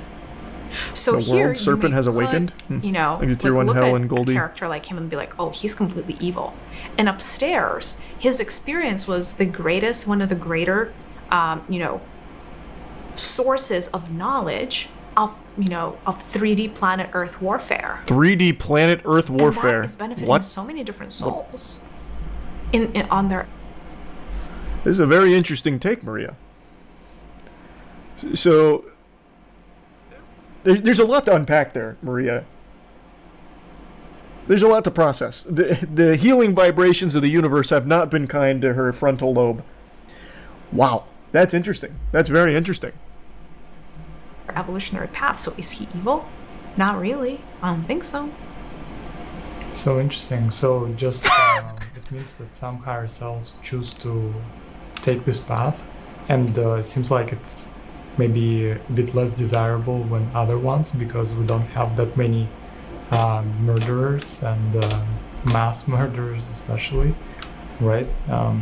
But they still choose to do so for their own development. Well, do you want me to give you an even better example? Yeah. That was an incredible example, Maria. Maria. World of Warcraft is evil because you're killing things. Like in a computer game, yeah. People don't think it's evil. Yes. I know. Same logic. It's a computer game from higher self level. Like, fine. Like, I don't know. Any of those. Same logic. Yeah, killing goblins in World of Warcraft is the same as Hitler for the Holocaust. You hypocrites. What an interesting character she is. Her higher self has very much done her a great justice. Her enlightenment is astounding.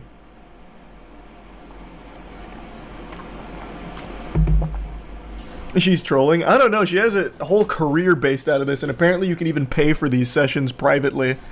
But her main hustle is Scentbird, which, again, is a pretty popular product, or at least it was for a little while. She's the CEO of it. Or at least was. RPG games, I think RPG is what they're called, right? Like, where you, like, go and, like, murder, all kinds of beings. They're not beings. Sunday, they're with pixels. All kinds of weapons, and you're like, I need this strength, and I need this skill, and let me have this gun, and I want a bigger gun, and even more bullets, and blah, blah, blah. I mean, you go in, you may have murdered 1,000 beings. They're not beings. They're not real. And then you go on your merry way, and nobody's pointing a finger at you at work and being like, this is a mass murderer. But how is that any different? So that's what I'm that's saying. So like, good. What you perceive as oh evil my god is not the same experience. Now, you as an avatar, right? You as a person who chooses to play a game, you choose what game you want to play, right? Like, you may go and play Candy Crush. You may go. She's so fascinating. Like, like she's dangerously stupid. Like, actually stupid to a level where it could be harmful to people around her. Like, there's nothing wrong with being, like, harmlessly dumb, but when you start to cross the threshold, the event horizon that she's to the point where, like, she is actually probably a threat to the safety of those around her. Amy Schumer places first on literally every single list titled Worst or Most Hated Comedians of All Time. Now, I do want to say, one addendum to this, I would no longer put Amy Schumer as the #1 worst comedian of all time. I would give that to Brendan Schaub now. I think I would comfortably put Brendan Schaub as the worst comedian of all time. I finally got around to watching his new special, Gringo Pappy.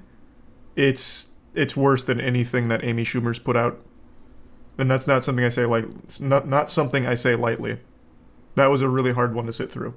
So I'd put her comfortably #2, Brendan Schaub #1. Why? Well, the countless different reasons for it become most interesting when you realize that toward the beginning of her career, she was actually liked and respected amongst the general population. For example, she was listed in Time's top 100 most influential people of 2015, whilst her comedy specials such as this one, and this one received mostly positive reviews, one of which confidently stating that Amy Schumer leaves her audience in stitches. Aww. However, while this review was mostly positive, if we go back a couple couple of sentences, it also points out the first reason as to why Amy Schumer would eventually become so hated. It's easy to label Amy Schumer a one-trick pony. As the title of her special suggests, she talks about sex and she doesn't talk about much else. Her idea of comedy is making jokes about how terrible her vagina smells and or how many guys she's blown. That's not comedy. This was a comment on a thread discussing why her style was so controversial, the thread including another supporting comment which stated, you can call her a one-trick pony or two-trick, which are 1, here is my vagina, want a detailed description, you will have it anyway, 2, men are pathetic, and I like to assault / manipulate / emasculate them in every way. With these two comments in mind, it becomes obvious that not only does Amy Schumer have a lot of diversity in terms of what topics she jokes about, but her narrow style of joking about her own female anatomy in an unflattering way, whilst constantly joking about men in a derogatory way, is simply going to make her unappealing to a male audience, as well as specific females such as this one who had commented, you can only have so much self-deprecating humor before people get tired of it. How much do I need to hear about her pussy? Certainly not the entire length of her stand-up show, that's for damn sure. That's a little disingenuous. Her most recent special only had, I think, 2 sections for vaginal related topics. And then the other section, I think, was diarrhea. She was talking about food poisoning. I don't remember much else, but she did it while she was pregnant. Like that special, I think it was while she was pregnant.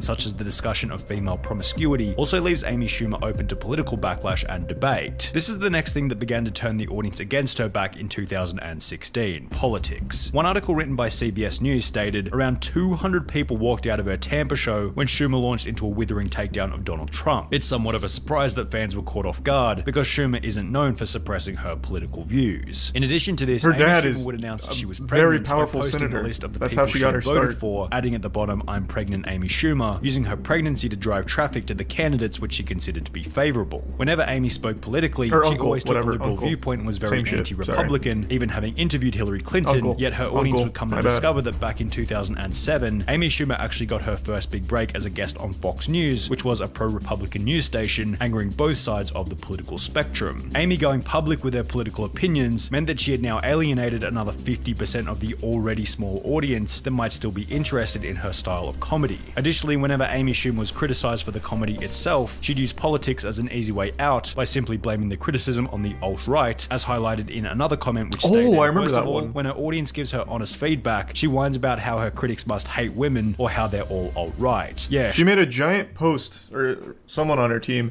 made a giant post on Instagram, I think it was, when her second to last stand-up special absolutely bombed. I actually think that's the reason Netflix got rid of the star ratings, is because of her special, because it was nothing but overwhelmingly 1 stars. And she made a giant post about how it's like men just hate women these days, and it's all the alt-right that are taking down Schumer and this and that. So she is very, very much delusional on why people don't like her. PewDiePie's even mentioned in this article here, I just noticed. PewDiePie did a good roast, check it out. Cool. Thanks for 5 gift subs, Zephyr. Appreciate the generosity. And the resub, Shedder, Zealot, South Park, Pain, Resolution, and Tier 1 Gator. And the resub, Jarvis. Sure, Amy, the only reason people hate you is that they're all a bunch of Nazi anti-Semitic misogynists. This comment also highlighted the next reason as to why Amy Schumer became so hated, and that's her lack of personal responsibility and victim complex, which is sometimes she can't take criticism, a hint of entitlement and the contrary attitude that she's better than everyone else. For example, in late 2015, an article was published by Page 6 titled, Amy Schumer thinks she's too famous to check in at the gym, which read, Amy Schumer was not happy this week when staffers at the Upper West Side Equinox asked her to present her membership card, which is standard practice at the upscale fitness club. She felt entitled to just walk in, a source explained to Page 6. She didn't want to show her key fob and wanted to be able to go in and not be questioned. We're told the annoyed trainwreck star declared, I'm famous, when employees didn't recognize her and insisted she go through the typical check-in procedure. While Equinox believes Schumer eventually enjoyed her workout on Monday afternoon, our source said she was so unhappy she stormed off. A different article sporting similar energy was titled, Amy Schumer can't be bothered to take photos with fans, which stated, Amy Schumer wants to make it clear she does not owe you a selfie. I'm just going to tell you right now, that doesn't bother me. No one's entitled to give you something. Like you're not entitled to a photo with her. I don't know why you'd want one, unless it's just as like a joke with your friends, but I don't think there's anything wrong with that perspective. I think that's totally fine.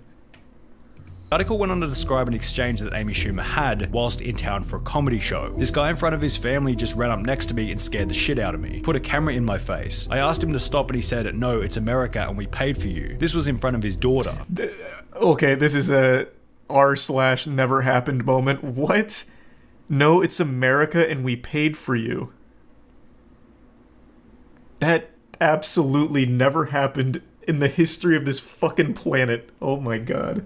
I was saying stop and no. Great message to your kid. Yes, legally you're allowed to take a picture of me, but I was asking you to stop and say no. I will not take pictures with people anymore, and it's because of this dude in Greenville. Yet, after the other person involved was then interviewed by a local news station, a whole different side to the story was revealed. But he tells us probably that's the truth. not exactly how it went according to him. I see her face and I'm like, all right, cool. So I hurry up and get on my Instagram and I'm like, here goes Amy, and then she just loses it and she just gets mad, and that is totally false what she wrote about me. So if Amy Schumer was too famous to check into her local gym or take photos with fans, she must have thought pretty highly of herself. So there's I don't think there's any heroes in this situation. Like, even in his own video here, he's clearly already recording while she's just out in public.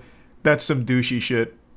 Like, you're in the wrong here. And then Amy, for some reason, still manages to take an L by making a completely made-up story about how this guy said he paid for her and that she owes him a picture, which clearly doesn't even seem to happen here. They don't even interact. Amy still can't even accidentally take a W in anything. It's crazy. Fucking crazy. Hey, Dom. Thank you for the 5 gift subs, man. And the gift sub, Eris, and the resub, Nady, Sky, and the Prime Creates.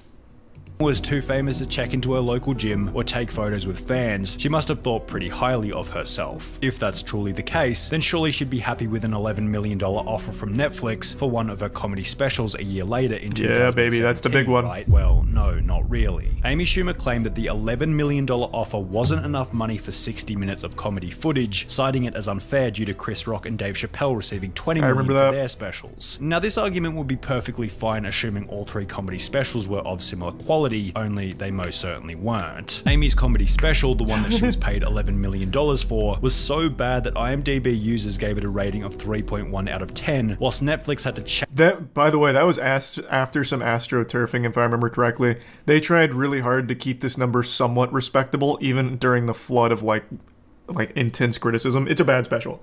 I watched this the day it aired. This shit is absolutely atrocious. It is not a 3 out of 10. It is definitely less. And I do vaguely recall there being evidence of them gaming it to try and like pump it slightly by just dumping a bunch of 10s. 10, whilst Netflix had... Or actually, no, what was it? Did she... I can't remember exactly, but didn't she make a post on Instagram like, if you watch my special, make sure to go leave a 10 on IMDb or something? What was it? It was something like that. I might be getting my wires crossed here, but it was something in that similar vein, and I'm blanking on what exactly it was. I don't know, I'll probably look it up in a minute. Or maybe Sonny will talk about it. To change their rating system entirely, which hit its 1.35 out of 5-star performance on that their was platform. Schwab. Oh, that was Schwab. He gave you the CBD discount. I am getting my wires crossed then? Okay. The changes to the industry she's made is incredible. Like how Netflix had to remove their rating system because her special was so terrible. The goods and the bads of this comedy special. We'll go ahead and start about what's good with it. That ends that segment. That about covers that. Dave Chappelle's Netflix special that's still such a good joke. Received a rating of 8.2 Banger on IMDb, whilst Chris Rock's received a less impressive but still superior rating of 6.6 out of 10. Dave Chappelle and Chris Rock were ranked as number 9 and number 5 on Rolling Stone's top 50 comedians of all time, whilst the only list Amy Schumer seems to top is IMDb's top 10 worst comedians of all time. When Dave Chappelle went on Comedy Central all the way back in 2004, he'd receive a viewership of 3.1 million people, yet when Amy Schumer went on Comedy Central at the height of her popularity in 2016, her viewership was less than 500,000. I'm truly cackling at the audacity of Amy Schumer thinking she deserved the same pay as Chris Rock and Dave Chappelle. Like, girl, what? So Amy Schumer wants Chris Rock and Dave Chappelle money, but haven't put in the years they put in. Talk about privilege and opportunity, shaking my head. Amy Schumer is maybe Josh Gad level. She's not as famous or endearing as Chris Rock. She's not a legend like Dave Chappelle. In case Amy Schumer complaining about being paid $11 million wasn't already dumb enough, it became even worse when her audience would discover that some of the jokes within her special might have been stolen from other comedians. Compilations began to pop up on YouTube such as these two, giving example after example of the ways in which Amy Schumer had stolen jokes from other comedians in the past. How's this? Oh, that's perfect. They can ring you up right over there. Thanks so much. Sure. Okay, I'm Bengi. If you need any other sizes, you please let me know, all right? Okay. There you go. Hi, how are you? Hi, how you doing? Great. All right, did somebody help you with this? Yeah, she's right over... Oh, she's not there. Did someone help you today? Yeah,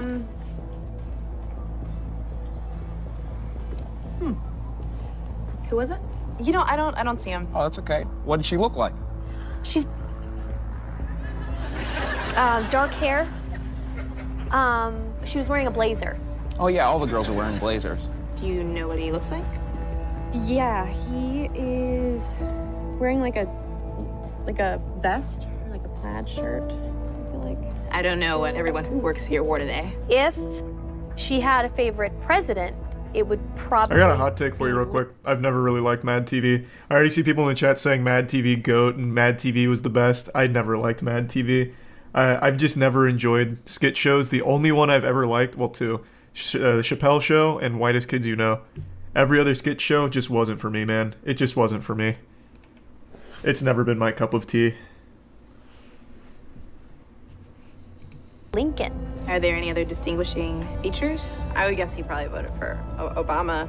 I know I did. As these compilations began to pick up steam on YouTube, news article after news article was published calling Amy Schumer a joke thief, whilst others within the comedy space would come forward stating that Amy Schumer stealing jokes was discussed regularly behind the scenes. Twitter took the exact same standpoint in posts such as, "Is it just me or is Amy Schumer just not that funny?" Despite the fact that she has a terrible personality and steals This was half-baked 2016, jokes, that was like the Amy most to address commonly the criticism accepted in an take. Instagram post where she'd once again alleviate any personal responsibility by blaming the backlash on Reddit. Dear sweet misunderstood geniuses in the bowels of subreddit chat rooms. I've never stolen a joke in my life. Also going on the Jim Norton advice show before stating the following. And I'm so careful. And none of these things had ever reached me. And I will literally take a polygraph.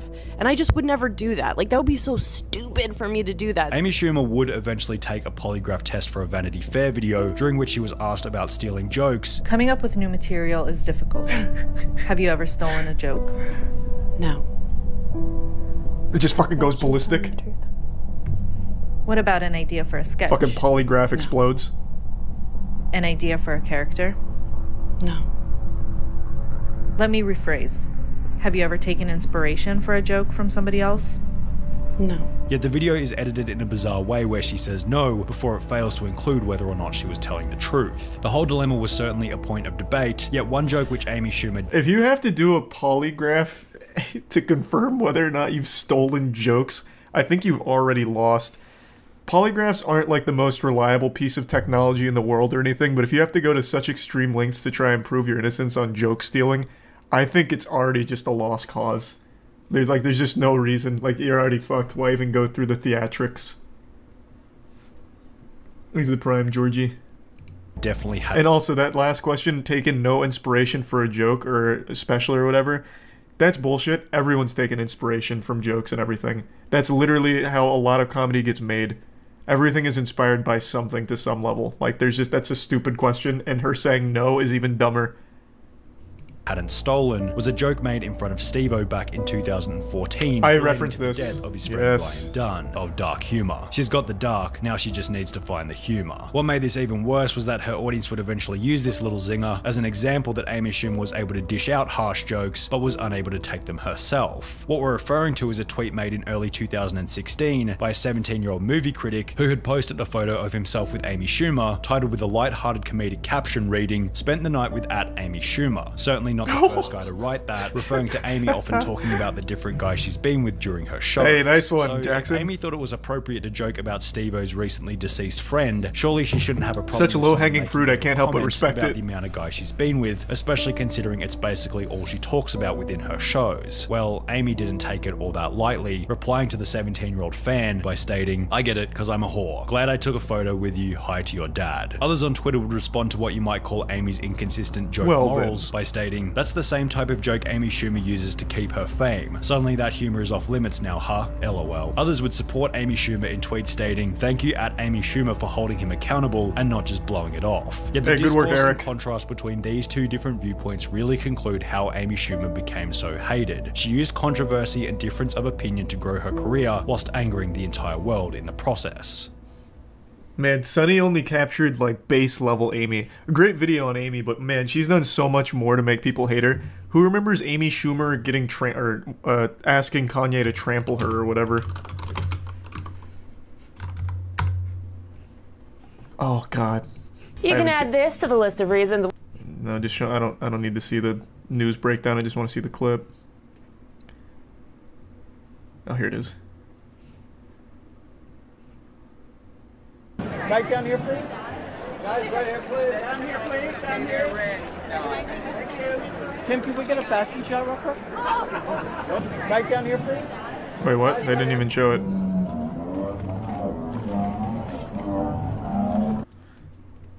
Where?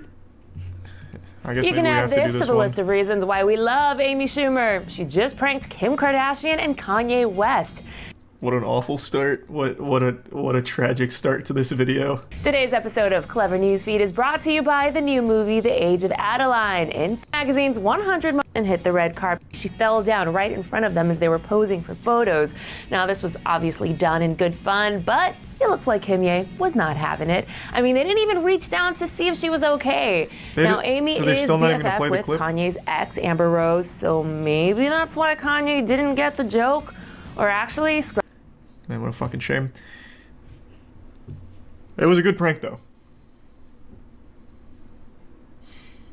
Exit Prime Miles in the resub Purple, Toxic, and Bin in the Bits Dowland. What a prank. I know. She's the master. Full of goofs and gaffs.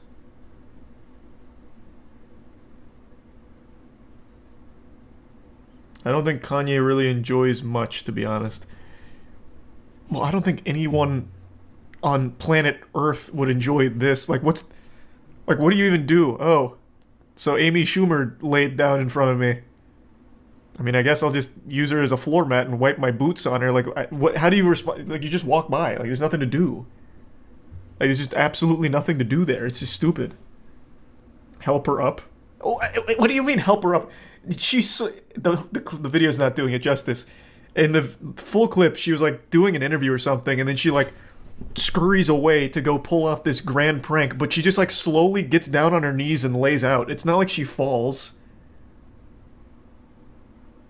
Read Kanye's response. Did Kanye ever even mention it?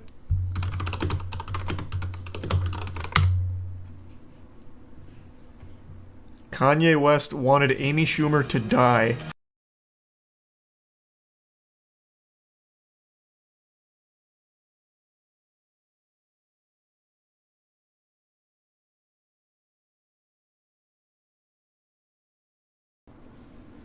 Alright, let's ride.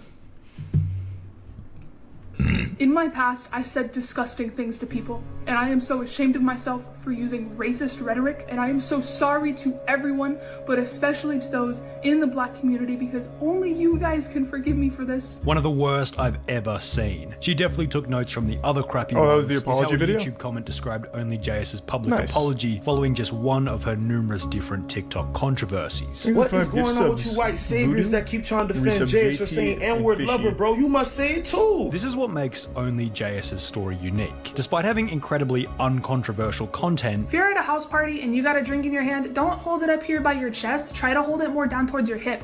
This will make you seem more open and confident, and people will be more willing to come up and talk to you. she's found Not true. You could just be a giant fucking loser and you could put that beer bottle up your butthole. It's not gonna help. So bad advice. Stop giving people false hope. You might just suck. And you have to accept that. herself in a big scandal on the political TikTok battlefield every couple of months for the last 3 years. At this point, people of color should not be following Only JS. Why is Only JS more prone to getting involved in resub these types of controversies? Is it something to do with how she responds to those critical of her? I barely text my family back, and I just had to move apartments because my address got leaked, and you're gonna throw a fit because I didn't make you my priority? After a petition to ban OnlyJS from TikTok garnered over 400,000 signatures, it'd be safe to say that she's a contender for the platform's most hated creator. Did the petition work? Petitions have always, like, historically been incredibly effective. So I'm assuming that, let's see, I'm assuming that worked. Let's see how we're looking. She's gone up 4,200,000, or nope, exactly 4 million followers. Bro, these petitions are so effective. Not bad. Looking good.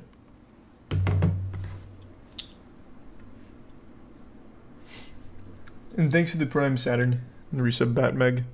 And while such a title seems unfair without any further information or knowledge, as we go through explaining how this hatred came to be, the reason for this title will become blatantly obvious, and it all began with a tweet made by OnlyJS on the 9th of April 2020, just 12 months after she began posting videos to the website. I constantly feel like nobody actually likes me, so when I see thousands of hate comments saying, yeah, I never liked OnlyJS, she's so annoying, JS seems like a horrible person, that pushed me to the edge. The harsh and possibly even backwards reality of life is that those who acknowledge and complain about hate only end up receiving You won't more like hate. me when In the I'm beginning, OnlyJS likely received a pretty standard on amount Twitter. of negative feedback, owing to maybe a slightly annoying delivery as she mentioned in her tweet. The problem that OnlyJS had was that she really struggled to ignore criticism, and always seemed to give way too much attention to any situation in which there was some kind of negative sentiment against her name. It's got to be a running theme throughout this whole video, but it started with her simple inability to ignore basic negative comments, such as, yeah, I never liked OnlyJS, which is a pretty tame comment, giving her a foundational reputation as someone who would crack if you simply applied enough pressure. 3 months later, this reputation as a creator who would respond to negative criticism would continue after OnlyJS discovered that another creator by the name of the Jonathan Moss had been copying some of her videos word for word. Did you know that your birth month actually has a huge effect on who you are as a person and the things that could possibly happen to you? Yo, did you know that your birth month actually has a huge effect on you and the things that can happen to you in your life? People born in March are way more likely to have asthma, and I can actually speak to this one because my little sister, the only one born in March, has asthma. What the fuck are you talking about? What? Is that real? Like, these are things she actually believes in? Or is this like some kind of TikTok meme I don't understand? Who the fuck actually believes that? Why do people just like want to disregard basic reasoning? Jesus Christ. Astrology's one thing, like it's harmless. Like you can believe in astrology, it doesn't really matter or whatever. Like zodiacs dictate who you fall in love with, what or whatever, your lottery numbers, it doesn't matter, it's harmless. But do people parade it around as like actual real things? Like your birth month changes you? Or has an effect on your life? There's no way people actually like believe in that shit. God damn, that's crazy. What the fuck? Damn. Thanks to the bits, Tori. In March are actually more likely to have asthma. And I can speak to that because my cousin, the only person born in March, has asthma. OnlyJS would respond to the copied videos in a tweet reading, TikTok creators should be called out when they copy other TikTok creators' videos word for word, alongside a video calling out the Jonathan Moss directly. Jonathan responded by stating that he'd simply found the information on Google, and as a result, OnlyJS was berated and mocked by her audience, with them stating that she was in the wrong for copying the information from Google. This information is from a website. Why are you copying a copier? Copied from Google, then complains when others do the same. Which Business Insider article is this from? There was clearly a bit of an injustice being done here. To state that her information was invalid because it was found on Google has got to be one of the dumbest arguments ever made. What did they expect her to do? Find some old 1850s foundational manuscript covered in dust at the National Library and take her facts from there? Jonathan Moss had clearly copied her videos word for word after OnlyJS had posted them originally, meaning there was no doubt about who copied who. However, OnlyJS was still painted as being in the wrong for one simple reason. They knew they could get a reaction out of her if they simply applied enough pressure, which they eventually would. After receiving hundreds of negative comments on her response, OnlyJS would take to Reddit stating, he said that he found it on Google, which I mean he did, but only after watching my video. I'm now getting a huge amount of hate, people saying I'm lying. I copied Google too, I'm problematic, I should be cancelled, etc. I have a hard time dealing with the negativity. I still don't know what to do. I don't think I've done anything wrong. Maybe you do, but honestly, I don't see it. What are they talking about? It's not even like real anything. It's fucking nonsense. What is? You got this information from a Google source. Oh my god. Holy shit, yeah, it's like a full-blown Reddit post.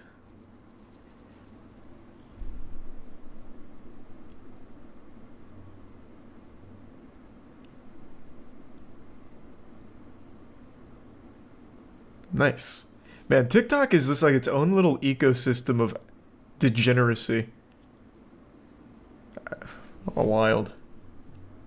On her response, Only JS would take to Reddit stating, he said that he found it on Google, which I mean he did, but only after watching my video. I'm now getting a huge amount of hate, people dealing with the negativity. I still don't know what to do. I don't think I've done anything wrong. Maybe you do, but honestly, I don't see it.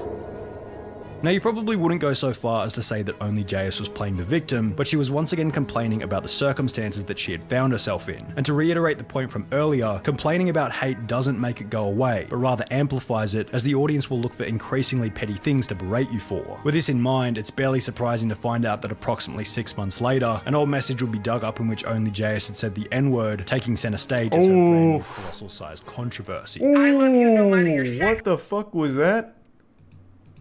What is... Oh, yuck. Uh-oh. All about sucking up to Luna. Is that like astrology or something?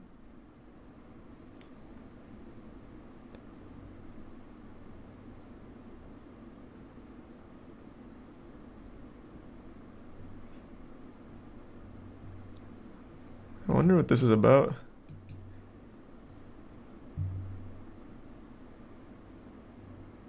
Ooh. The abortion didn't work. Oh boy, she's really going full-blown Xbox Live here. Even dropping the racism. Oh my, this is outrageous. On TikTok? Oh, come on now.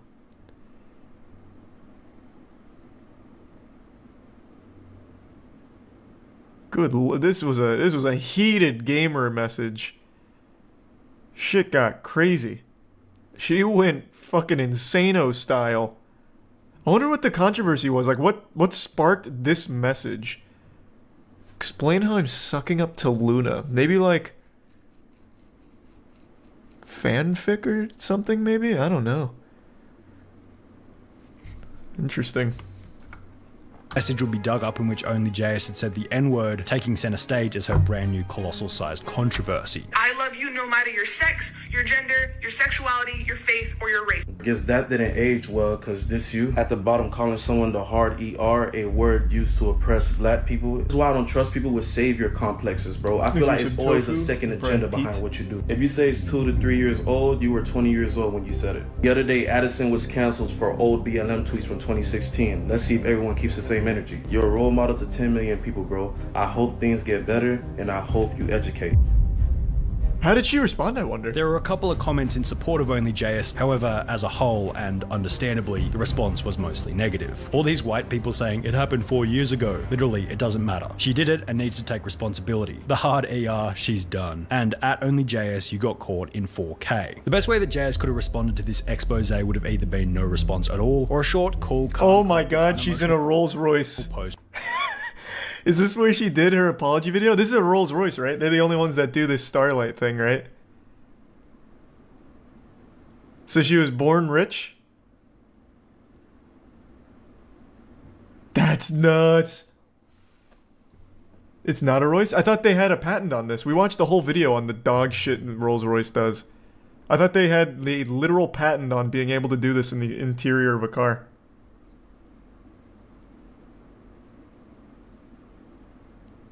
Oh, it's a filter. I don't think it's a filter. What the fuck? Now I sound like an idiot. It's not a filter. It's a custom Mercedes. It's a custom Mercedes top. Oh. Okay, I see.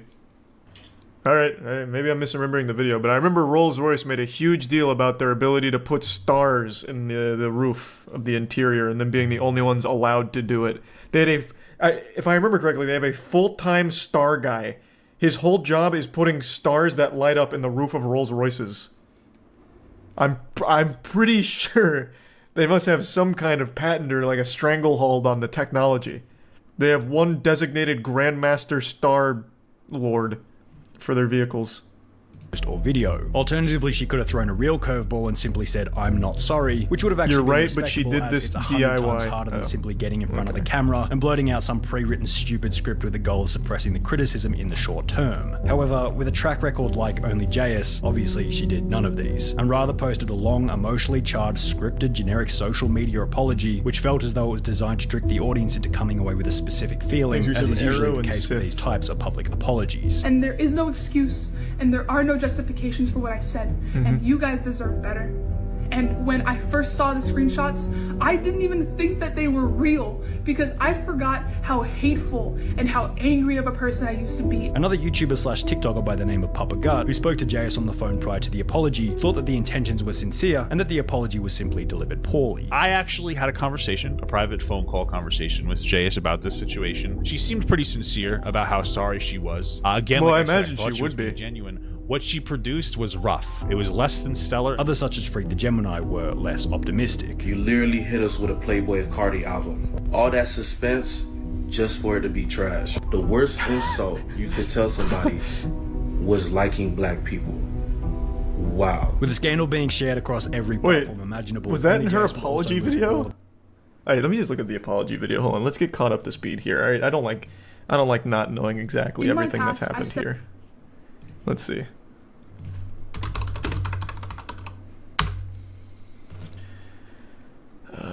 Is this it? I'm assuming it's this one. Hey, thank you for the 10 gift subs, Off Learner. Thank you for that. Well, no, I'm assuming it was longer. She had 2, and Sunny was just showing clips. I'm assuming it's this one. In my past, I said disgusting things to people, and I am so ashamed of myself for using racist rhetoric and derogatory language to hurt others. Oh, it was in the message text. Oh, I thought it was in the video. And I understood the power behind it, but Gotcha, I said sorry. it anyway because it was the meanest thing that I could think of, and I am so sorry to everyone, but especially to those in the black community, because only you guys can forgive me for this, and there is no excuse, and there are no justifications for what I said, and you guys deserve better. And when I first saw the screenshots, I didn't even think that they were real, because I forgot how hateful and how angry of a person I used to be. And Why aren't you crying? And where's your dog? knowing that I said those things. But the screenshots and the things I've said in my past are not a reflection of who I am today. And I am so grateful for the people in my life that I met after high school, in college, at my previous jobs, and on TikTok, who took their time to educate me on their experiences. Because listening to them was so powerful and a real reality check for me. So I want to take this time to take a step back and share my platform with some amazing black creators who are going to tell their story to try and educate others on the trauma that happens when we use this kind of language. I know that my words hurt people, and I know that my words have consequences. Well, not really. The consequences were 4 million new followers, actually. But I am so deeply Seemed to walk away pretty strong. for all the pain that I've caused. Wow. Nice. Well, I mean, it worked. Of her sponsors, as well as a Netflix podcast she'd been hosting by the name of Know It All. At Tinder, this is what your walking ad is saying. She has a Netflix podcast. Being something better. To her credit, she did acknowledge that it was a grift in the title stating, What? I know it might come off as performative, talking about this at the end of Black All right, History. I'm gonna hit you with the cold water. If you need to buy a book on how not to be racist, you've already failed. I think you're already too far gone. What the fuck? Hey guys, I just picked up this book on why murder isn't awesome, and it was a real eye-opener for me. Like, it made some points that I never even really stopped to consider, and I think if any of you are considering murder, you might want to check out this book. Like, it really might steer you in the other direction. Month, but I'm trying to just educate myself and use my platform for good. However, her audience wasn't buying any of the lies. I bet after this video she just tossed the book like it's nothing. That seems like an amazing book for you, but I think you missed some pages. Maybe you missed a few chapters, read it again. But hey, at least she was still in the process of sharing her platform with some other black content creators as she promised, right? Well, no. So this message is for you, Only Jay, after your whole N-word debacle. Said you want to collaborate with me. We email, and suddenly you've dropped off the face of the earth. Are black people just tokens for you to use when you're ready to play? If you were really truly sorry about what you said, You would not have lied and said you were going to do something you clearly aren't trying to do. The TikTok essentially outlined that after agreeing to collaborate, only JS would ghost this creator by the name of Aunt Karen once everyone had forgotten about the drama. Now, to only JS's credit, Aunt Karen's callout was even more pathetic than JS's original apology, because setting up a collaboration with another creator can be incredibly difficult. There's always problems relating to difference in content style, difference in schedule, difference in time zones, the problem of coming up with well, then don't say you're gonna do it. Both audiences, what part of the script do I disagree with that statement, etc., etc. I still think JS is the worst one here. The callout was, because only JS ghosted me, she's therefore a racist. Why not just be racist? Just say you're racist. Now, maybe there was some racism involved in the decision, who knows? But it's still a lazy, low-hanging fruit argument designed to create drama out of the highly likely reality, being that collaborations are just incredibly difficult to set up successfully. In addition to this, a feature on only JS's page with over 10 million followers is going to cost a brand probably hundreds of thousands of dollars, and despite only JS offering one of these spots to Aunt Karen for free, Aunt Karen still seemed to narcissistically think that she was the one providing only JS with the opportunity. I really gave you an opportunity. I really said, you know what, Aunt Karen?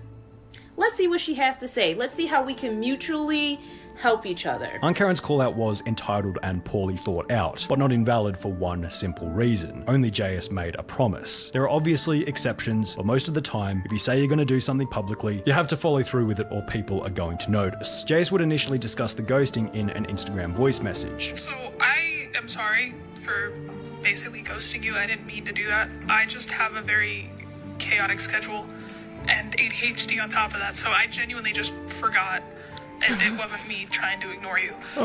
You could have just hit me up again, but instead you decided to go public and try to add public pressure onto me, and that's not cool, so I don't want to collaborate. Which will once again receive a response from Aunt Karen, explaining that she had emailed only JS multiple times with no reply. You're gonna put it on me? In your voicemail, you said I should have emailed you again. Viral April 4th, Nation? I emailed you. How many times That sounds like a do you scam. expect me to message you, waiting on you to continuously ghost me? Now, only JS probably could have left it at that, and the drama would have been over within 4 Makes me weeks. some blue fire However, into as one Papa cookie. Gut said most accurately, For whatever reason, JS doesn't know how to just stop. Like when somebody criticizes JS responds, and that's the worst thing. and in classic only JS fashion, she'd post another emotionally charged response to the drama. JS couldn't even make jokes anymore without being cancelled. Seriously. On the 23rd of May 2021, only JS would post the following video. If a service dog ever approaches you but they're alone, that means that their owner's in trouble and they probably can't move, so you should follow him, because you'll get a free wallet. It was clearly a light-hearted joke, summed up in comments such as, she probably said the wallet thing to lighten the mood of something bad. Obviously she wouldn't take a wallet and probably knew that most people would. Bro, do people get this as a joke? Y'all are so sensitive. However, the rest of her audience simply saw yet another opportunity to put only JS through another period of hardship. Can't believe this is still up. It's obvious that it's a joke, but some people may still do it. It could start a trend. What you post on the internet reaches so many people, and some of those people What are you talking about?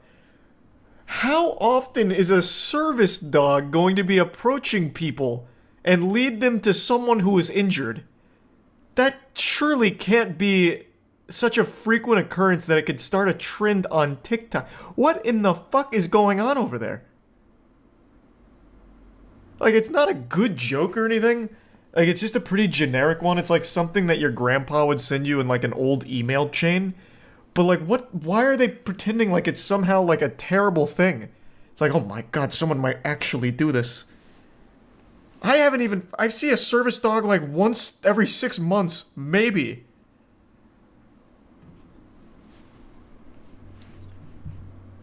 inconsiderate or apathetic towards others and do something wrong as a joke that highly affects another person. Take some YouTube and TikTok prank channels for example. When is it going to be enough to say only JS is not a good creator, should not be followed, and should not be listened to? My child, they are a service dog user. This is not a kind of joke you want to be putting out there. It's not funny to anybody who uses a service dog. With all this in mind, the petition with over 400,000 signatures to have only JS banned is barely a surprise. She dug herself into a hole by displaying an inability to switch off from the audience after being involved in scandal after scandal after scandal. Sometimes criticism from the audience is genuine and can be spotted easily because it's worded in a constructive way, but a lot of the time, without them even realizing it, people write mean or critical things just to see if you're the type of person to crack, respond, or apologize, as has been the case throughout only JS's entire TikTok career. She's been tested over and over and over, yet has been unable to switch off and let things go whenever she's been put under pressure. As an end result, well, there's not only a Seems loss like of she's respect, only done but also 2 a never-ending apology freight train of videos. negativity and I hatred. thought it was gonna be a lot more. That was interesting. I never heard of any of that. Well, let's see how so she's gone up 4 million subscribers since this video. So she's doing pretty well on that front, or followers. So she's doing well there. What do the comments say? Do they still bring it up? Here, she posted 6 hours ago. No, just everyone being supportive.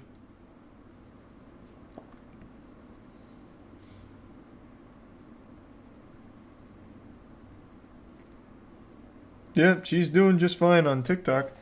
I know she's big on YouTube too, so let's see how that's going. Let's take a peek.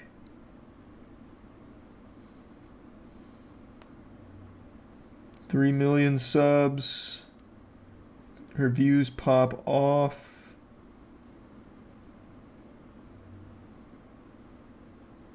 Yeah. Seems like everything's on the up and up.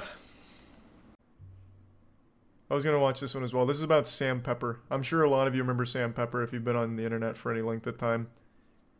Sam Pepper was an old prank channel who got notoriety when he did the kidnapping my best friend and executing his friend in front of him prank. I'm pretty sure it was faked. I'm not really sure, but either way, it was really disturbing and weird.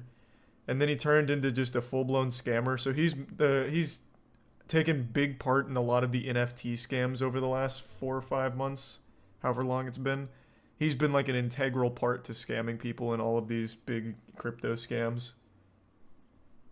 Yeah, he used to be friends with ICE. He used to go on a lot of their little misadventures. But now he's just a full-time scammer. And I guess when on Sam TikTok... Pepper changed his TikTok description to the 2 words lottery winner, then claimed to have purchased an island in Thailand for $8.9 million, it was certainly bizarre and suspicious. I have a budget of around 10 million. I can drive my speedboat directly in here, put a panoramic window right in here. I shook his hand, 8.9 million, great deal. What was even stranger was that Sam hadn't provided any evidence for this unexpected lucky win. No receipts, no specification as to how much he had won, no news articles about it's TikTok. winning the lottery. They're fucking the only evidence he had was his own dumb. Like, they don't even have anecdote. object permanence I recently won yet. the lottery, as some of you know. And a 7 million view TikTok of him looking at islands in a small wooden boat. So when Sam Pepper was unable to provide any evidence to support the fact that he had any money at all, it was hardly a surprise. As those who know the past of Sam Pepper, from his active persona on Big Brother to his fake pranks on YouTube, know that Hey, his that's the one I was entire talking career has about. been built on lies in a similar fashion to Dan Bilzerian, who he unsurprisingly happens to be an acquaintance of, judging from an Instagram photo taken out the front of Bilzerian's LA mansion. I think unironically, being Sam Pepper has to be truly miserable. The man's entire life, from everything I've seen, has been just living a full-blown lie. And I don't think he even has that much money to his name. I remember not that long ago, I think he was homeless. So he just lives a full-blown fake fabricated life and doesn't even make a living off of it because he has so many problems and just wastes all the money he scams. What a crazy cycle. What a absolutely, truly awful existence. This video will cover the story of a man who faked, frauded, and swindled his way to social media and TikTok success, being exposed at every single point in his journey, yet still managing to maintain his relevancy over a 10-year period, albeit with one of the worst reputations in internet history. All this stuff is fake. Like, we believe it all, but it's really fake. Before he would fake his way to success on TikTok with videos like this one, in which he'd gotten someone to dress up as Justin Bieber. Oh, is that Justin Bieber? Yeah. Oh my god. What do you call a gal from Canada that can't sing? Justin Bieber. Sam Pepper had a prolific reputation on YouTube as one of the fakest pranksters on the platform dating back to the early 2010s. So I worked out, oh, okay, I can do these pranks that these other channels are doing. He was one of the first internet punching bags.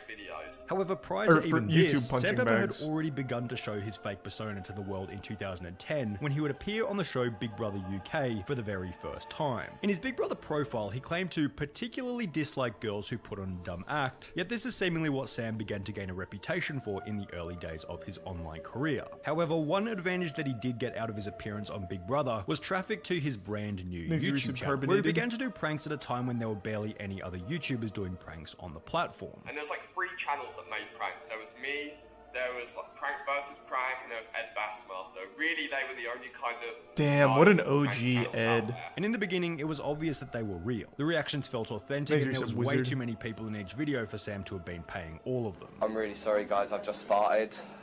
Sorry, guys, I've just farted. You should have a bit of respect and their manners. Yeah, sorry, what man. Kind of an animal do you think I couldn't hold it in. What kind of an animal do you think you are? I know, I'm sorry. I did say sorry. Sorry. However, in 2014 and 2015, Sam ran into a problem. Yeah, here it is. Massive levels of competition from other YouTube pranksters who were faking their videos. Then all these other Didn't he go to the prank UK channels, after they Save the started coming Kids? out, I don't know and what he they'd did be after doing that. More and more and more crazy stuff. Because I come from doing pranks, I'd be like, there's no way they could be doing that. And that's when I worked out all this stuff is fake. This was clearly It doesn't take a defining genius point to know for that, Sam man. Pepper and his social media career. Anyone over At the some age of point in their 14 journey, knows each that. of these fake pranksters have this similar awakening where they realize they can get way more views if they simply fake whichever reaction they desire, and that there's no actual requirement or guideline saying that their pranks need to be real. Each justify their actions by saying that a bunch of things on TV are fake, or this is fake, or that is fake, and as a result there's no reason as to why their pranks can't be fake either. Now, faking stuff for social media is a high risk, high reward strategy. Sure, it increases the quality of the videos massively, as you're going to get that exact reaction. It's not really high risk. However, this only lasts until the audience inevitably discovers that the videos are fake, making it optimal only in the short term. We discussed this in the video talking about how Vitaly destroyed his reputation. As soon as the audience discovers that you faked even one video, they assume that every single video you've ever made is fake, completely removing all of your credibility in the space of about a month. The point at which Sam Pepper's audience discovered that his pranks were fake is pretty damn obvious. On his social blade, he went from gaining 100,000 subscribers every single month consistently between January 2013 and September 2014. However, 1 month later in October 2014, the growth not only stopped, but he began to lose around 10,000 subscribers every single month. The catalyst for this massive dive in viewership was a video titled Fake Hand Ass Pinch Prank, and after receiving a barrage of criticism from other YouTubers, his most recent fake hand ass pinch garnered the most negative attention because he was grabbing women's bottoms without their permission, as well as a trending hashtag on Twitter stating "Report Sam Pepper." He had no other choice but to admit that the video had been faked. I want to say that all the videos were staged and scripted.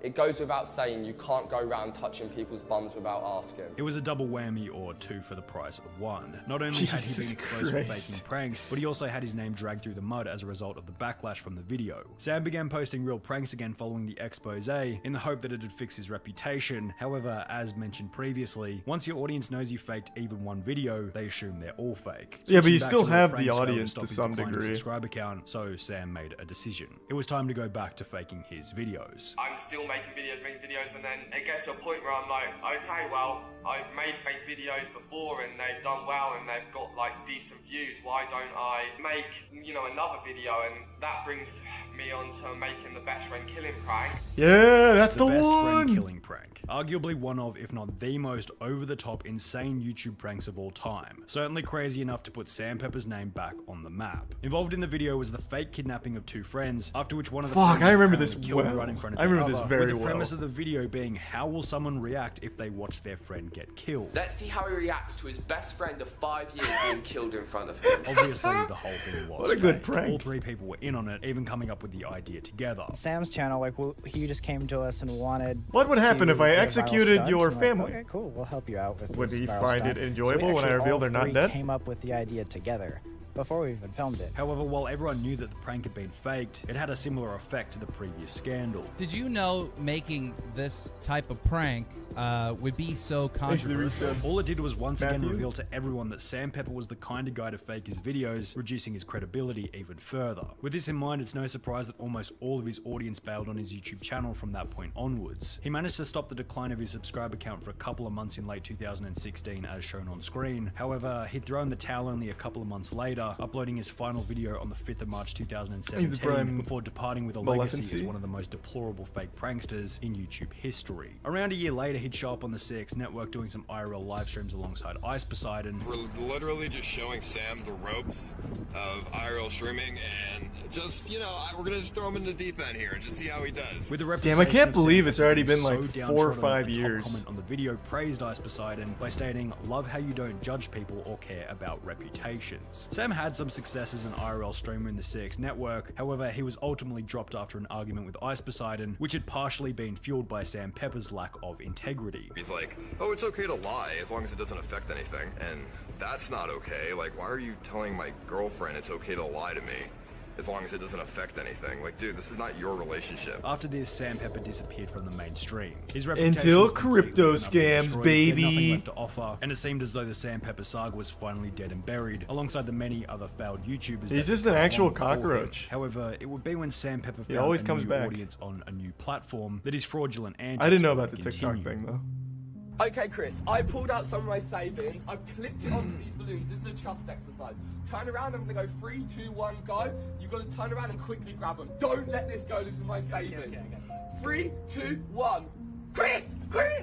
You said Chris! Oh This video, which no! was clearly set up and probably used a stack of fake $100 bills, racked up over 28 million views. Now, the most interesting part about Sam Pepper's TikTok blow-up is that it follows the exact same trend as his YouTube journey. He blows up with a genuine, heartfelt video about saving some duck eggs from a restaurant, then progressively makes his content more and more staged, and by the end he's claiming that he's won the lottery with Thanks, absolutely zero evidence. Now, to Sam That's- Pepper's credit, as we mentioned previously, a lot of his TikToks were genuine, authentic, creative ideas, especially in the beginning. However, with videos such as this clearly fake one gaining over 18 million views, Sam is scum. Yeah, dude sucks. Open this.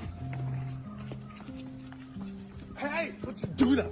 it's really no surprise that he began to make his videos faker and faker. I know this is really crazy, but if I play you rock, paper, scissors and I win, can I like rip this down the street? Rock, paper, scissors, shoot. Oh my god, get fucked, I'm idiot. gonna get in the passenger, I'm scared. Get fucked, dummy.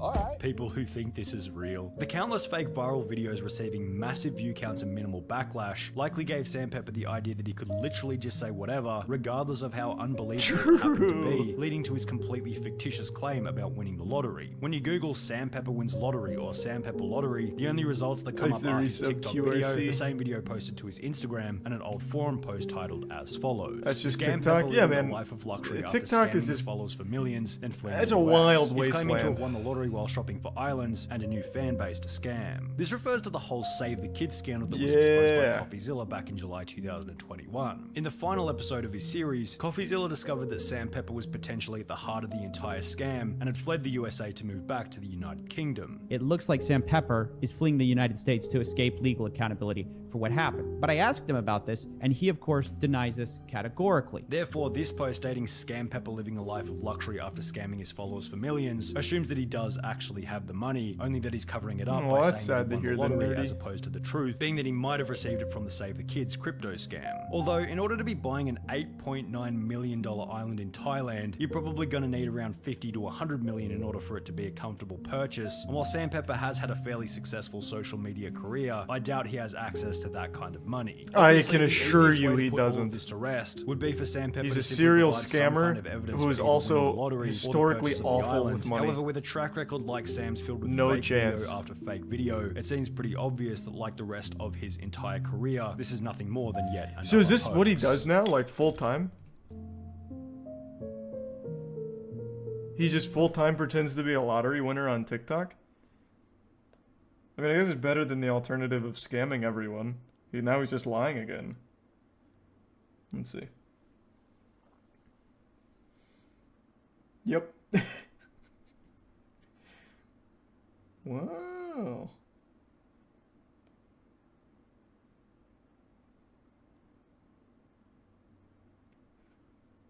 What an interesting loser. Yeah, that man's like an OG punching bag for the internet. Hey, thanks for the 10 gift subs, Cobalt. Appreciate it, man. Killing best friend prank is a timeless classic. It really is. Literally Dan Bilzerian. There's a huge difference between Sam Pepper and Dan Bilzerian. Dan Bilzerian was a massively rich kid from birth because of his dad. Sam Pepper pretends to be a massively rich guy from scamming. They're both, like, genuine, full-blown liars living a fake life. But at the very least, Dan does have a lot of money to back it up because of his family. Sam has nothing besides lying on TikTok and scamming 16-year-olds on Twitter out of crypto.